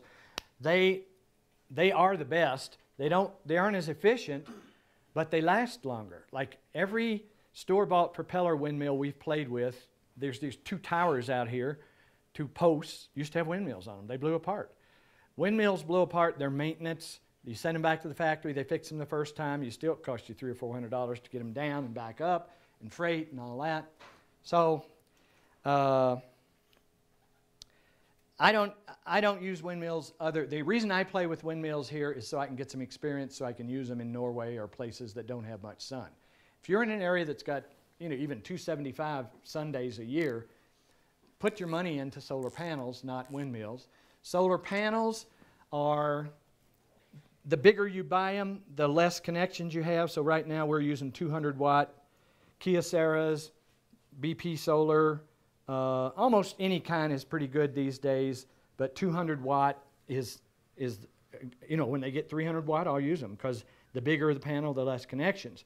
There are things coming out even in these kind of panels, but also what they call thin film. We're playing with it right now, but the reason we're playing with it is because some of these newer products that are not really out there big time yet produce power. See, a 200 watt panel may produce 30 watts on a cloudy day. These new thin film solar ones, they may produce like 60 or 70. In other words, they're getting, the panel manufacturing is getting to the point where they're producing power from light, not just sun. It's out there, they just haven't gotten it in here yet. The reason you know it's out there, if you go buy a solar calculator at Walmart, it will charge from the white lights of Walmart. I've even used a solar calculator in a full moon before. And you know, so it's light, it's photons. So that's coming. And so panels that produce power on cloudy days are going to make a lot of sense. But even 60 or 70% on a cloudy day is, I mean, not 60 or 70, even close to 50% on a cloudy day, is not good for a regular house, which brings you to the nature of these buildings is such that we have done everything we possibly can in power, in water, sewage, heating, and cooling to reduce the amount of electricity that you need. There's no lights on in this room because it's you know, there's a lot of solar gain in light. There's no fans to cool because there's natural convection cooling. There's very minimal water pump action. You can hear it in there. Or maybe that's the water pump. She's probably running water into the toilet because you didn't get to take your showers yet. She's in the shower? Kill her. All right. Great. She said she'd be first. Yep. So there's very minimal power used in these homes. That means we can have a very small system. You take this system, our best system, 6 or 8 panels, 6 or 8 batteries, the latest 2.5K, they call that small, see? You need a 10K system at least to run a conventional home because conventional homes are just full of things that draw power. You know, the entertainment centers are on all the time, and we have timers on ours. See, at the Phoenix, it's got a flat screen TV, it's got a DVD player, but you have to turn a timer, and it goes off in 2 hours. And if you're watching Lord of the Rings, you've got to turn it back on or something. But see, we would have people leave it all on all the time. They'll go off skiing and leave the coffee maker on. Those kind of things can ruin it. So we've had to idiot-proof the houses.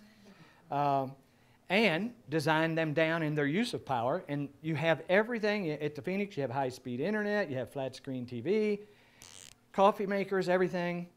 But it's all set up so you can't really screw up. And just like everything else, we thought we had it together. We're making radical changes now in the amount of power used at the Phoenix. We're having to do that because our tilapia, we've gotten so into our tilapia, we have pumps going to aerate the water, and that's a must. The water has to be aerated and circulated, and it takes some power for them. And that's one of those situations where it's put us in a pinch. We've either got to buy more panels or get smarter, and it just turns out that it's easy to get smarter in the last 6 or 8 months because LED lighting is really getting out there. We took a 50-watt lighting situation and brought it down to 5 watts. That's like 10% of the power. The new houses are going to be all LED. We're going back and retrofitting the old houses. You can, because see, the bulk of your load of electricity in one of these buildings is lighting at night. You know, a little bit for a computer. And how was the shower? I took a bath. All right. It was the most awesome bath. I was cradled by the earth. All right. Good for you. We need the water. We need the water to flush. Now some people can use the toilet. I was working with the Earthship, like we were working together, and I wasn't polluting the planet. All right. For the first time ever when I've taken a bath. It was just incredible.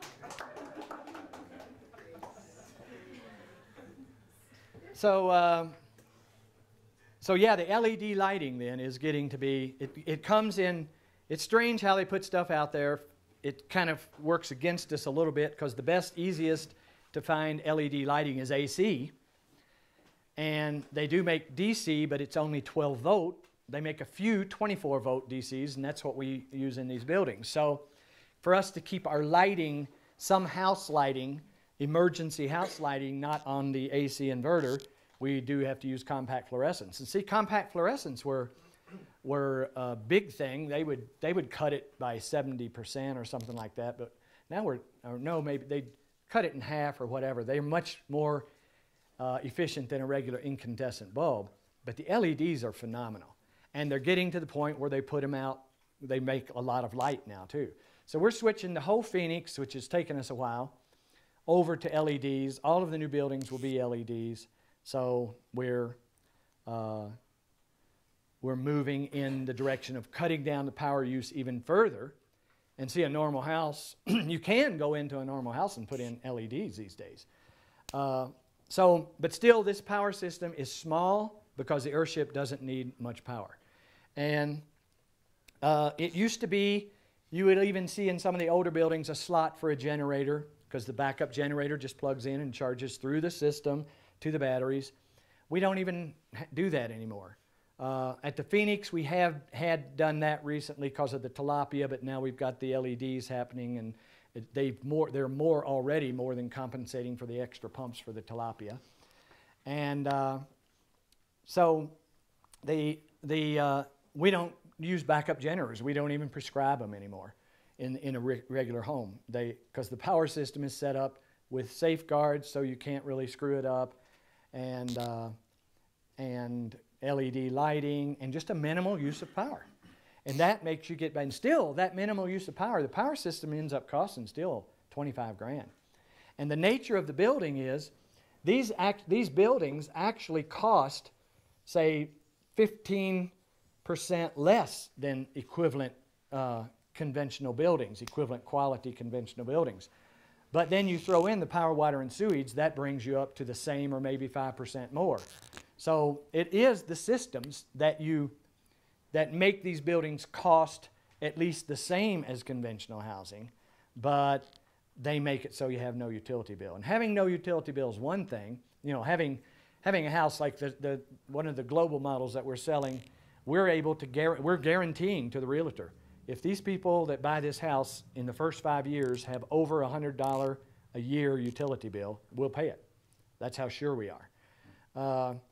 So that's where it's at, it's a savings in money, but it's more than a savings in money these days because it's a security. You're in a home that you're not, if the economy crashes, is your power going to go out? If there's a fuel shortage, is your power going to go out? Not in a home that's independent. And I push the concept more than anything. In other words, maybe there are other ways to do all of this. I don't know who's doing it, but I welcome any of it. The point is, be off of the grids, not just to be cheaper, but to be more secure. And then, of course, that ends up translating into carbon zero and a soft footprint on the planet of people. The planet could support, 50 times as many people as are on here now if they were living. If they were living in a way that enhanced the planet. Like a lot of answers I get from my own thinking are from trees. Like trees basically enhance the planet. They grow here. They drop their foliage and make dirt soil for new trees. They have their own photosynthesis. They have their own absorption of nutrients from the soil. They simply, and plus, they just make the planet better. They put out CO2, oxygen, and take in CO2, which fixes the planet so that mammals have a better situation because they need oxygen. And so the trees are actually almost the guardians of the planet. And we're, of course, lunching them right and left, the rainforests and everything. But you never hear anybody say there are too many trees. The trees are really the model citizens of the planet. And we're trying to make humans do the same as trees do in terms of just logic. I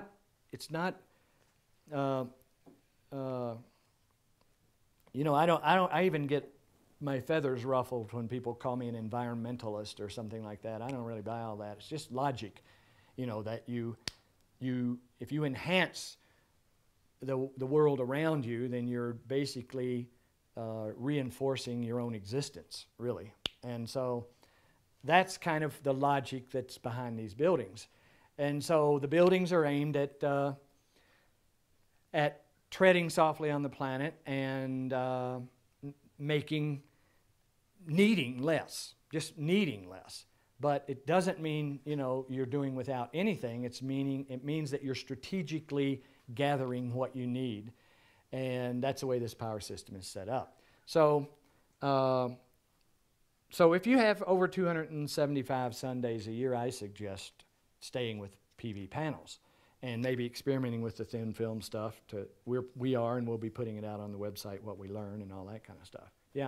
Have you got a hold of the thin film? We got some in, and what we did is in the Phoenix, when you go there, you've been there, I think. We're seeing that. Oh, great. Yeah. The tilapia pond last fall got below 60 degrees in the water is lethal for tilapia. They're a tropical fish. So we were just getting ready to have a fish fry, and all our fish died. And it was because the water got down to 58 degrees. So this year we got a swimming pool collector, and it's got a thin film panel powering a little submersible boat village pump that shoves the water, whenever the sun's out, it shoves the water through the collector, and it comes out. It's probably just going to bump the water up enough to keep it above 60 degrees. It's working. And so we got a thin film solar panel to do that, and we observed the other day it was cloudy. The pump was still working. So it's like, with the typical panels, the pump would just go off. Right. So the thin film solar panels, everybody poo-poos them because they're not near as efficient. It takes more area for this amount of wattage than it does for the actual full-on panels. But who cares? Area. The thing is, they make power in cloudy days. So what's the price comparison on the two? it ends up per watt being even a little less expensive. Right. It's just they say they're not as durable for lasting forever. They're not as efficient, and so because everybody's out for in the real world out there, they need massive amounts of power to run their massive houses that have massive demands. The first thing on any level of survival is reduce your demands first. I mean, then, if you're going to Everest on a trek, are you going to take your grand piano with you or not? Do you make a decision? Well, I want to stay alive up here, so I really don't think I'm going to take my grand piano. And so the future is kind of a trek, really, for people to deal with the future. So you're designing your life down. Again, you're not doing without. You're just what's logical for you to take to Everest, what's logical for you to take into the future. So the buildings are designed down, and it turns out that we can power them fine with a minimal power system. So that's kind of the rationale behind the overall design of the system. Then there are things like, to stay into solar panels for a minute, I mean, like, if you do use wind, we are developing in the history, whether Kirsten showed it to you or not, I don't know. We had vertical axis windmills. We actually had one spin for 25 years with no maintenance. That's decent. Pillow block bearings, real basic. Sure, it's not as efficient as these little propeller ones, but the propeller ones are down every year. In other words, look at the overview. People tend to just go away from something if it's not as efficient. But look at it over time. Add the element of time to any decision that you make, and it's going to vastly change your mind on things. I mean, as a matter of fact, add the element of time to the whole concept of fossil fuel. You know, it's going to vastly change your mind on whether to even participate in fossil fuel to any degree or not. So every decision that you make should be adding the element of time. But so we are playing with vertical axis windmills that will be durable, that will last 25 years, that put out a little power. They're fun. It's fun to be setting, I've done it, to be setting at night, watching a vertical axis windmill pump power into your batteries. And, you know, so then if it's raining, you're happy, you're getting water. If it's sunny, you're happy, you're getting power. If it's windy, you're happy, you're getting power. It's like you're happy all the time. You're always getting something from the world around you. It's no more rainy day issues. But solar panels then, another thing to talk about with them is you'll see all kinds of different aspects of this all over the community. The first thing, one of these posts out here was a tracker to track the sun. So I was convinced by my electrician to use the tracker out here. Notice it's not out here anymore. Because the price of the tracker, $1,500, which would have bought maybe 2 panels, saves you the price of panels because it's always getting the most out of the sun because it's tracking it. What they don't tell you after using them is that if it's windy, trackers blow out of the sun. So if it's windy and sunny, you're screwed. And in super cold climates, it sort of doesn't really get started moving because it's all kind of frozen up until 11-ish. And then it quits again at 1:30 or 2. And so and then they blow down and break, and they're big sails, and they look industrial and so on. So we learned very early on to blow off the tracker, put that money into more panels, and we made our own little racks on the front of the buildings that adjusted out for the high. They had a hinge here. They adjusted out for the high summer sun and adjusted down for the lower winter sun. That means you have to go up on your pro-panel roof and fall on your ass in the snow and adjust your panels twice a year. So we started moving away from that, and the apparatus to even hinge these and mount them and do this cost as much as 2 or 3 more panels. So what we did was we just took, okay, we'll put all of the money for trackers and racks and everything, buy more panels, bigger panels, and we'll decide what the average year angle is, and for here it's right at 45 degrees. So if you notice on the global model, there's a 45-degree slope up here and then the steeper one, and there's where our solar energy comes to. It's halfway between the winter and summer angle, no adjustments, no moving parts, and we're fine. In other words, all of this tracking and high-tech stuff just costs money and is maintenance. The less technology you can get into, I mean, we're definitely using high technology. We're solar panels and inverters and things, but just keep it simple, and you keep the maintenance down, you keep the price down, and it works fine. We put all the money into panels. We do not do tracking of any kind, winter, summer, or morning, evening, night, whatever. So that's definitely the story on panels.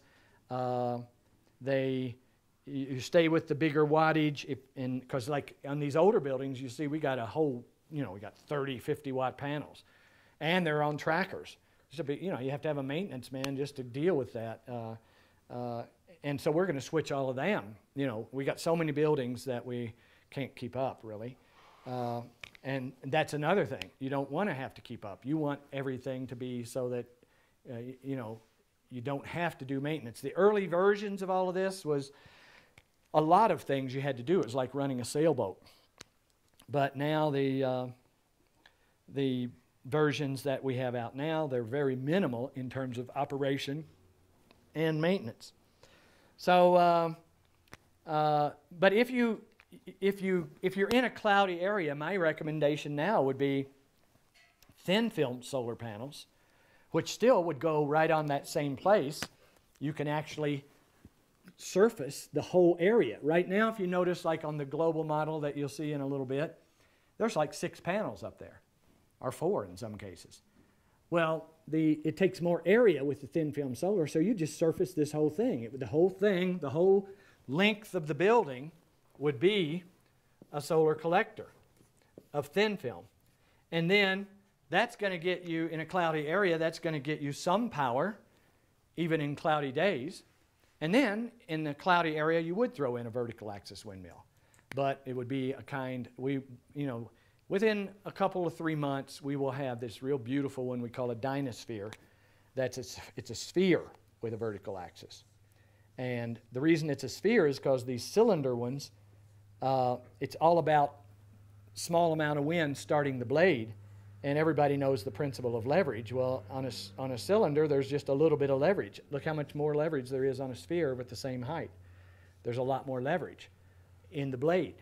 And plus, it's beautiful. So we're making this whole sculptural thing that's going to set out here on this big post and spin and make power. And so we'll be taking those to Norway and different places where it's cloudy. And so windmills are a maintenance issue. I mean, if you ever see like the wind farms, in addition to being dangerous for flocks of birds and whatever that, they're always, half of them, have you ever seen a wind farm with every windmill turning? They're always half of them down. It's maintenance, maintenance, maintenance. And a bit of danger and an environmental hazard and so on. I don't particularly buy wind farms. The one wind farm I did like was in the bay out in front of Copenhagen. They've got a bunch of them out in the sea. That's pretty cool. That's not bad.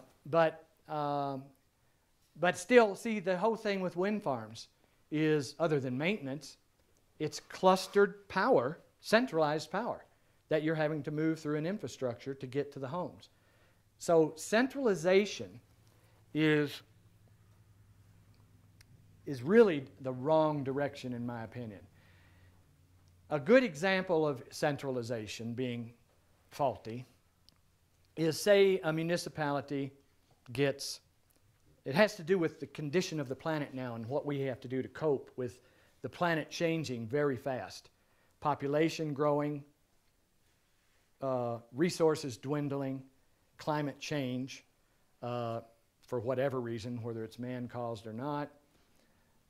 The world around us is changing. We need to evolve. We're used to evolving very slowly. We need to evolve faster. Here is part of our dilemma. Typical municipality of 50,000 people may go together and get their tax dollars together and build a coal-fired power plant or some kind of a centralized utility. That process takes, a few years to raise the money once the commission votes on it. Get some architects and engineers to design it for a couple years with the latest, best technology. Then get it built for 3 or 4 years. And then they've got $50 million in this power plant. And they are stuck with that now. They've got $50 million in it. They've got to use it for 50 years. They're not going to evolve with something new coming out in the next year because they've already got their $50 million spent. So where they are is they are taking their increment of evolution and making it be 50 years. So that little municipality can't evolve except every 50 years. Well, the strongest things on the planet are bacteria and virus. They evolve boom, boom, boom, boom, boom, just like that as fast as we come up with new antibiotics. They come up with new evolutions because they're little small, simple things. So centralization limits our evolution to big increments like 50 years. Building one home that has everything in it. Hell, a home is built every hour on this planet. So we can take our increment of evolution down to an hour. Because every time, if the whole world were building these kind of homes, they would be building one every hour or less, and things would be learned every hour. Because every time we build one, we just got the Sutton one almost done, we've got changes to make because we've learned more. So our increment of evolution is way down, and that's what's necessary to make it through the future. If we keep limiting ourselves to 50-year increments of evolution, we're just going to go down the tubes, stuck. It's all about evolution. Centralization of utilities is killing us. Decentralization gives us a door to the future so that we can maybe keep up with bacteria and virus. Or what we're trying to do is mimic them. We're trying to be like bacteria and virus, just infect the whole damn planet. So, so that's a good argument, I think, for homes, just the overall concept, for homes doing everything for the people. In addition to that, I always, I look at all the positive things, and there's a lot of them. In addition to facilitating more rapid evolution, it empowers people. All of a sudden, you're in charge of your power. Nobody can shut your power off. You're in charge of your water. You're in charge of your sewage. You're in charge of your life. You own your life. So we're taking that even further so that, yeah, right now you have to buy this, and it's the same game as buying a conventional home, loans, bank payments, and so on. That's why we're taking this EVE project further, to actually take the economic aspect out of that, so that you can just walk into this EVE project and start working and have a place to live that is decentralized, that is secure, rather than walking into a $1,500 a month mortgage and going through the begging and pleading for a bank to loan you the money and all of that. I mean, still, we're doing that too, because we're selling Earthships right and left, and some people have cash on hand to pay for them, and some still have to get loans. But we have recognized that need for people just to need to walk off the streets and into this kind of living. And if we are successful, and I'm sure we will be with the EVE project, if we can make it happen fast enough, we won't just be building Earthships around the world. We'll be building Earthship village ecologies around the world to just take people off the streets and right into, 1, an education, 2, a place to live, 3, a job that gives them a place to live, and their need for money is going to be down to the point where they could panhandle and get enough for a jug of wine, because that's really all they would need, unless we start making our own booze too, which we probably will. I didn't know you said grapes grow. Yeah, grapes grow. So, yeah. Thank you. So the whole argument for decentralization is a huge argument. The president is being hit with trying to use the centralized utilities and evolve them, like putting power back into the line grid. Well, what happens when the grid goes down? I mean, does anybody ask him that? The president is not getting advised very well, although he's trying. He can't be an experienced person in this. He has to depend on people to give him that advice. And the general consensus out there is using the grid. Take advantage of the grid. We've got the grid. Well, the grid is, it's like taking advantage of a bowling pin around your neck or something. Get rid of it. Michael, one of the things I discovered, obviously where I live in Los Angeles, we're connected to the grid. We put in solar power, and it wasn't until the system was installed that I discovered that when the grid goes down, so does my solar power. It shuts off because they don't want it going back onto the grid. Yeah. So the solar power that I put in there doesn't even allow me to run when they break. What that's like is like when the Titanic sunk and everybody was scattered out over the North Atlantic in the little few life rafts that they had. This would be, what we're doing with situations like that is we're anchoring the life rafts to the Titanic itself. So as it goes down, it takes the life rafts with it. I mean, we need life rafts independent of the Titanic and get away from it because it's going down. It already is in trouble. And so we're constantly moving forward with, the technology on the buildings, but the method of making them happen, the biggest bugaboo that I've seen in the last year and a half has been the economy. If the economy can cause people to not have a home, then we have a problem. The economy is a game that you play like Monopoly for motorcycles, flat screen TVs, and sewing machines or whatever. But the sustenance of people should not be subject to an economy. People should have shelter, water, food, and energy, regardless of economy. And if that's possible, and we're trying to show that it is possible, then you could, that can affect everything from health to war to everything, to spread that potential around the world. It's like, you know, right now our country is going around the world exploiting other countries for oil, when really we have the technology, we have the funding, we have everything to go around the country and just make sure every man, woman, and child on this planet has a home with, you know, food and water. And that is possible with just one of the budgets, either the war budget or the health, education, and welfare budget, or any one of the budgets could give everybody on this planet a home. Yeah. Have you guys ever applied for any sort of federal grants to try to develop this more? No. People are telling us, it's true, we know there's a lot of grant money out there. We could get our hands on it to some extent.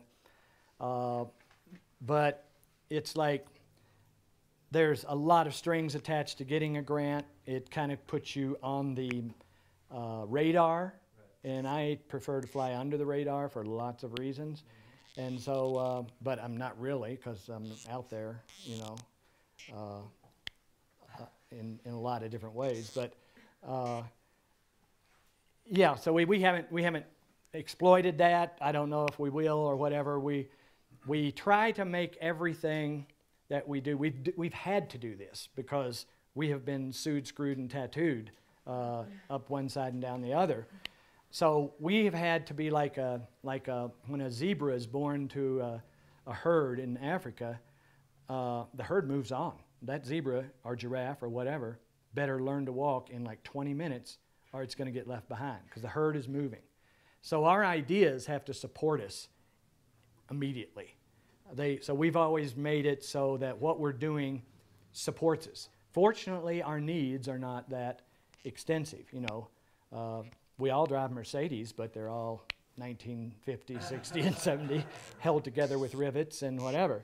But we all are living, you know, we're living, as far as we're concerned, we're in the lap of luxury, but it doesn't take much to supply it, you know. I mean, I can, Amy, the woman who handles our books and everything, she gives me $500 a week, you know. It's all I need. So that's just like designing down the houses. We're designing down our lifestyle, so we just don't need that much, so it's easy to make it work. And that brings up one other point that I think is significant, and that is the idea of we've had a lot of investors like want to buy us out and buy into this and all kinds of things, and every single one of them wanted to just increase profits, stop evolution, start manufacturing, and get this out there. There's a fortune to be made, and the actual this company has never made a profit ever. I've been doing it for a long time, and the way that that gives it a buoyancy. In other words, profit is a weight in a balloon almost. You've got to make a bunch of profit for the board of directors. The fact that nobody needs a profit in this company gives it a buoyancy. I mean, we're traveling light, and you have to travel light to find out about new terrain. And so it actually becomes a way of life. It becomes a lifestyle, which maybe is even a valid lifestyle for the entire planet, you know, which gets you further and further away from economy. I mean, it's insane that some kind of a game like economy can stand between people and feeding themselves. So it's all, when you start looking at it overall, it's all interrelated. You know, we're not just talking about environmentalism. We're not just talking about recycling or energy or fossil fuel or economy or politics or even spirituality. We're talking about everything all into one movement, and that's how we live on this planet. So are there any other questions on electricity? Yeah. You experiment with like alternative battery systems, like compressed air or race systems? We have looked into that. There's lots of different ones, like flywheel is one I kind of like. They do it in the space modules where they power up with solar a giant flywheel that's spinning so fast they have to put it underground or in a steel vault in a spaceship. But the power goes off and the thing keeps spinning they've got it spinning in a vacuum, so there's no friction, and it just keeps spinning and producing power as it slowly winds down. So you're storing power in momentum. And then there's, storing power by getting something up high and then letting it come down slowly. And there are a lot of, then battery technology, actual cell battery technology is getting better because of battery cars. So I think batteries are the weak link in what we're doing, and people will give us static about that. They'll give us static about anything they can. And what I'm saying is, it's worth it all. I realize that, we actually came up with a good line for that. We're going to make a t-shirt of it. There is a lot wrong about the way we try to do things right. And that's the truth. Batteries are bad, but they give us the freedom. They give us a dependency, and from that dependency, we're opening up our minds to the point where we can see way, way beyond. And batteries got us there. Batteries are wrong, but they got us there. It's kind of a thing like if you're climbing a mountain, you aren't always going up. Sometimes you're going horizontal and even down to get to a place that you can go up from. And we experience that all the time. So when people rag us about batteries or the bad insulations that we use, or which there are many things that we do that aren't perfect, but we're just simply trying to get to a level from which we can see the level beyond. And it's like I've even made a diagram. I'm visual, so I have to make little pictures for myself to understand what the hell I'm thinking. But so I'm like, I'm standing here, and here's a big plateau, and there's a peak here and another plateau, and over here, and there's a peak here. Well, my line of sight, see, this is the ultimate peak right here. This is nirvana, or whatever you want to call it, the solution. I can't even see it, so I don't even know it's there. So I get here, and I still can't see it. And maybe I have to do some weird stuff to get here, and some weirder stuff to get here and to get here. And finally, I just get so I can see it. But what I'm saying is I have to get, however I can, to a place where I can at least see where I want to go. And that's a big issue with the whole situation right now. People are stymied down here because they can't even see where they're going. And all I'm saying is just get me higher, and then I'll be able to see what's beyond. And who knows, when I get here, maybe I can see something else. But it's an approach to everything, really, that filters back down to whether to use a windmill or solar panels in what kind of a climate. Yeah. So have there been any applications on any Earthships that have been built with like hydro wheels, stuff like that, where there's been a running source of water, a river, or a lot of rainfall? We've had a few of them that have. The one in Scotland had a little spring coming out into the loch, so we tapped into it and a windmill. So between the hydro and the windmill, we made up for the fact that Scotland doesn't have much sun. The hydro's worth it. There are many places where hydro's cool, but the percentage of places where hydro is cool is very minimal, compared to sun or even wind. So hydro's last on the list, but it's certain. Anytime there's any form of energy, we would be tapping into it. Yeah. One other question: have you heard of this high-end form of electrolysis that is used to separate hydrogen and oxygen molecules and then store the hydrogen in the hydrogen fuel cells? Heard about it, but not that familiar with it. And when hydrogen is being talked about a lot. It is coming until it's here. Yeah, it just takes. With the hydrogen and oxygen, They get it all from solar. But they can do it from solar, and it's up and coming. It's just not as easily available yet. It is very. I saw a documentary about it, basically. In Denmark, they're really on that. Yeah, and there are a lot of other ones too, and we're set up just to, glom them into this whole concept anytime they're there and available. What we're looking at is there's a part of our work that is totally research, but then there's a part of it that is mainstream. What have we got from all of this 40 years of work that we can put into the mainstream right now have an effect on where the mainstream's going? Yeah. Could you talk about batteries for a little while, about kinds of batteries, material, whatever? Well, we have. We used to use the golf cart batteries that last 5 to 7 years because they were cheap, lighter, easier to handle. But I got, you know, when I got into so many buildings out here, there's always one building that you're replacing batteries on. So I didn't want to switch to the 20-year batteries because I figured battery technology is going to radically change in 20 years, and I'll be stuck with these 20-year-old batteries that I don't need. But the power system is set up to, you know, you can interchange batteries as battery technology evolves. But we have moved to the 15-year batteries, and the Phoenix has 20-year batteries. And it is nice because we don't have to do anything. You know, they cost $1,000 a piece, and there's 6 of them.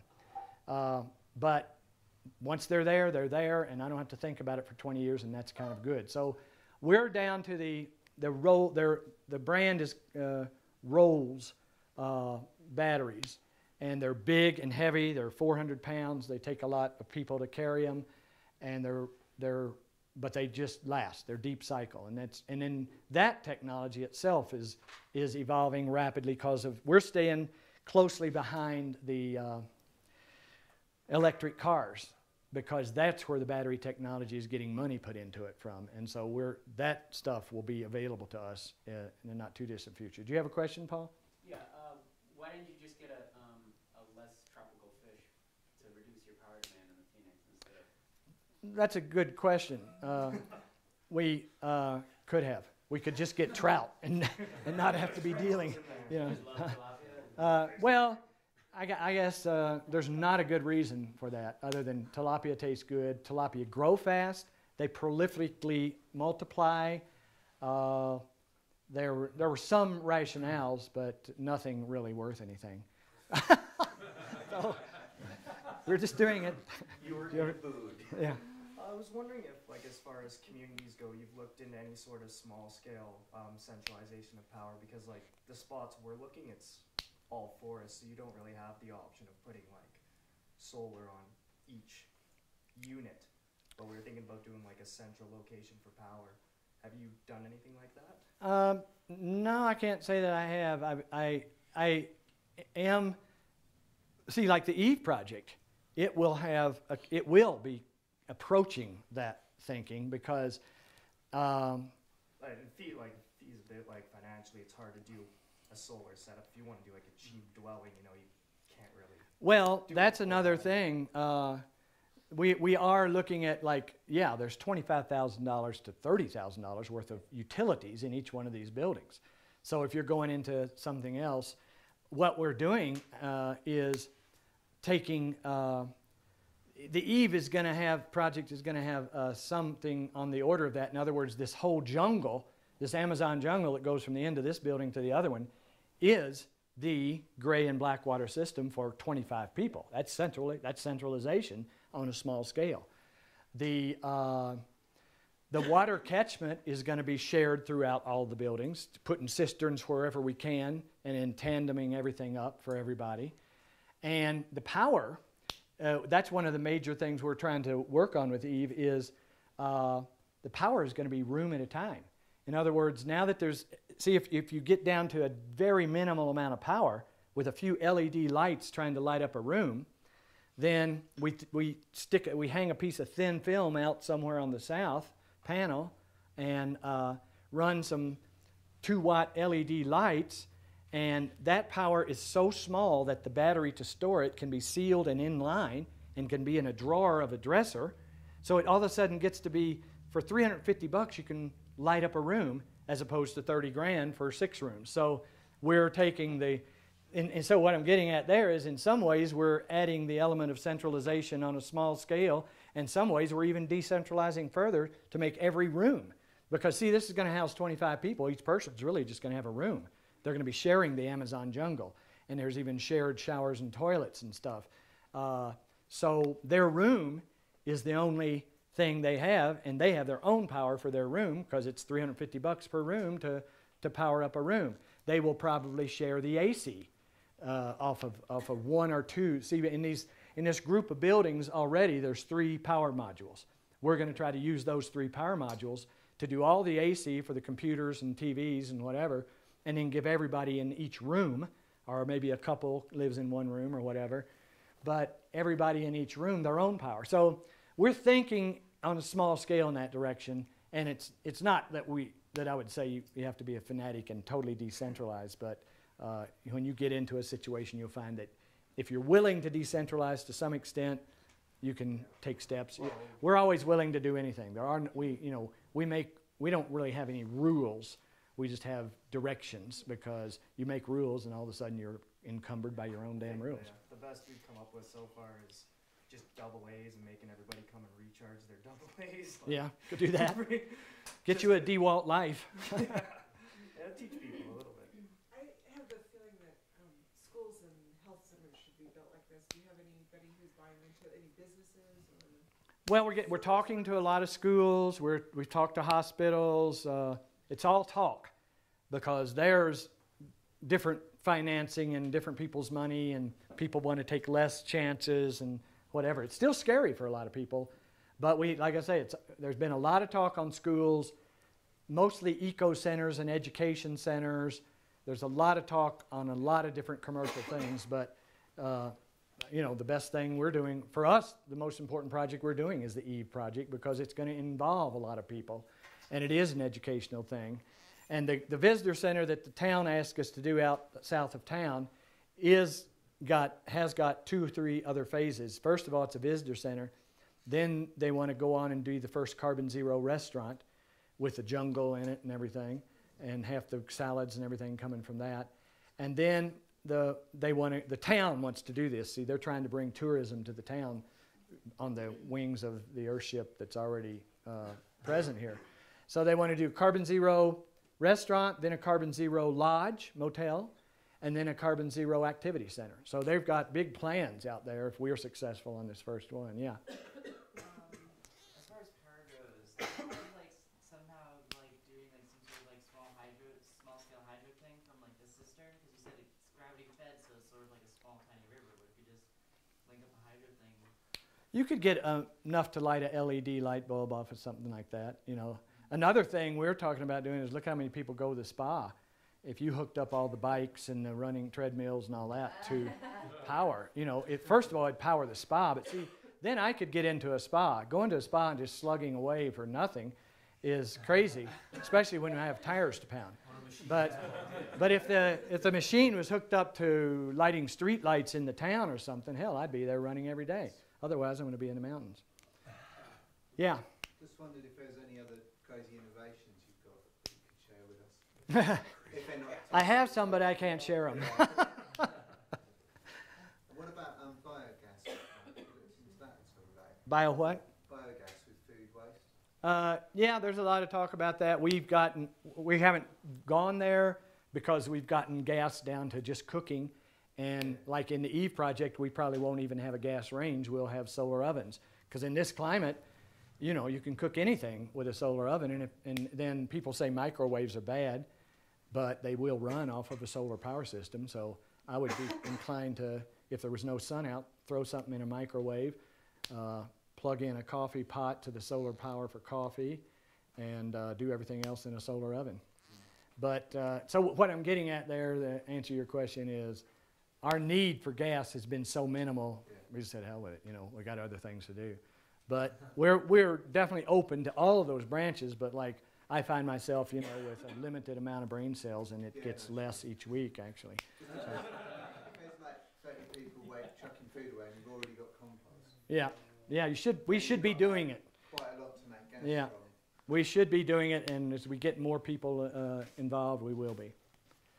All right, I'm losing my voice, and you're out of time. So go on the tour in about 40 minutes with Kirsten, and thanks for coming. Thank you.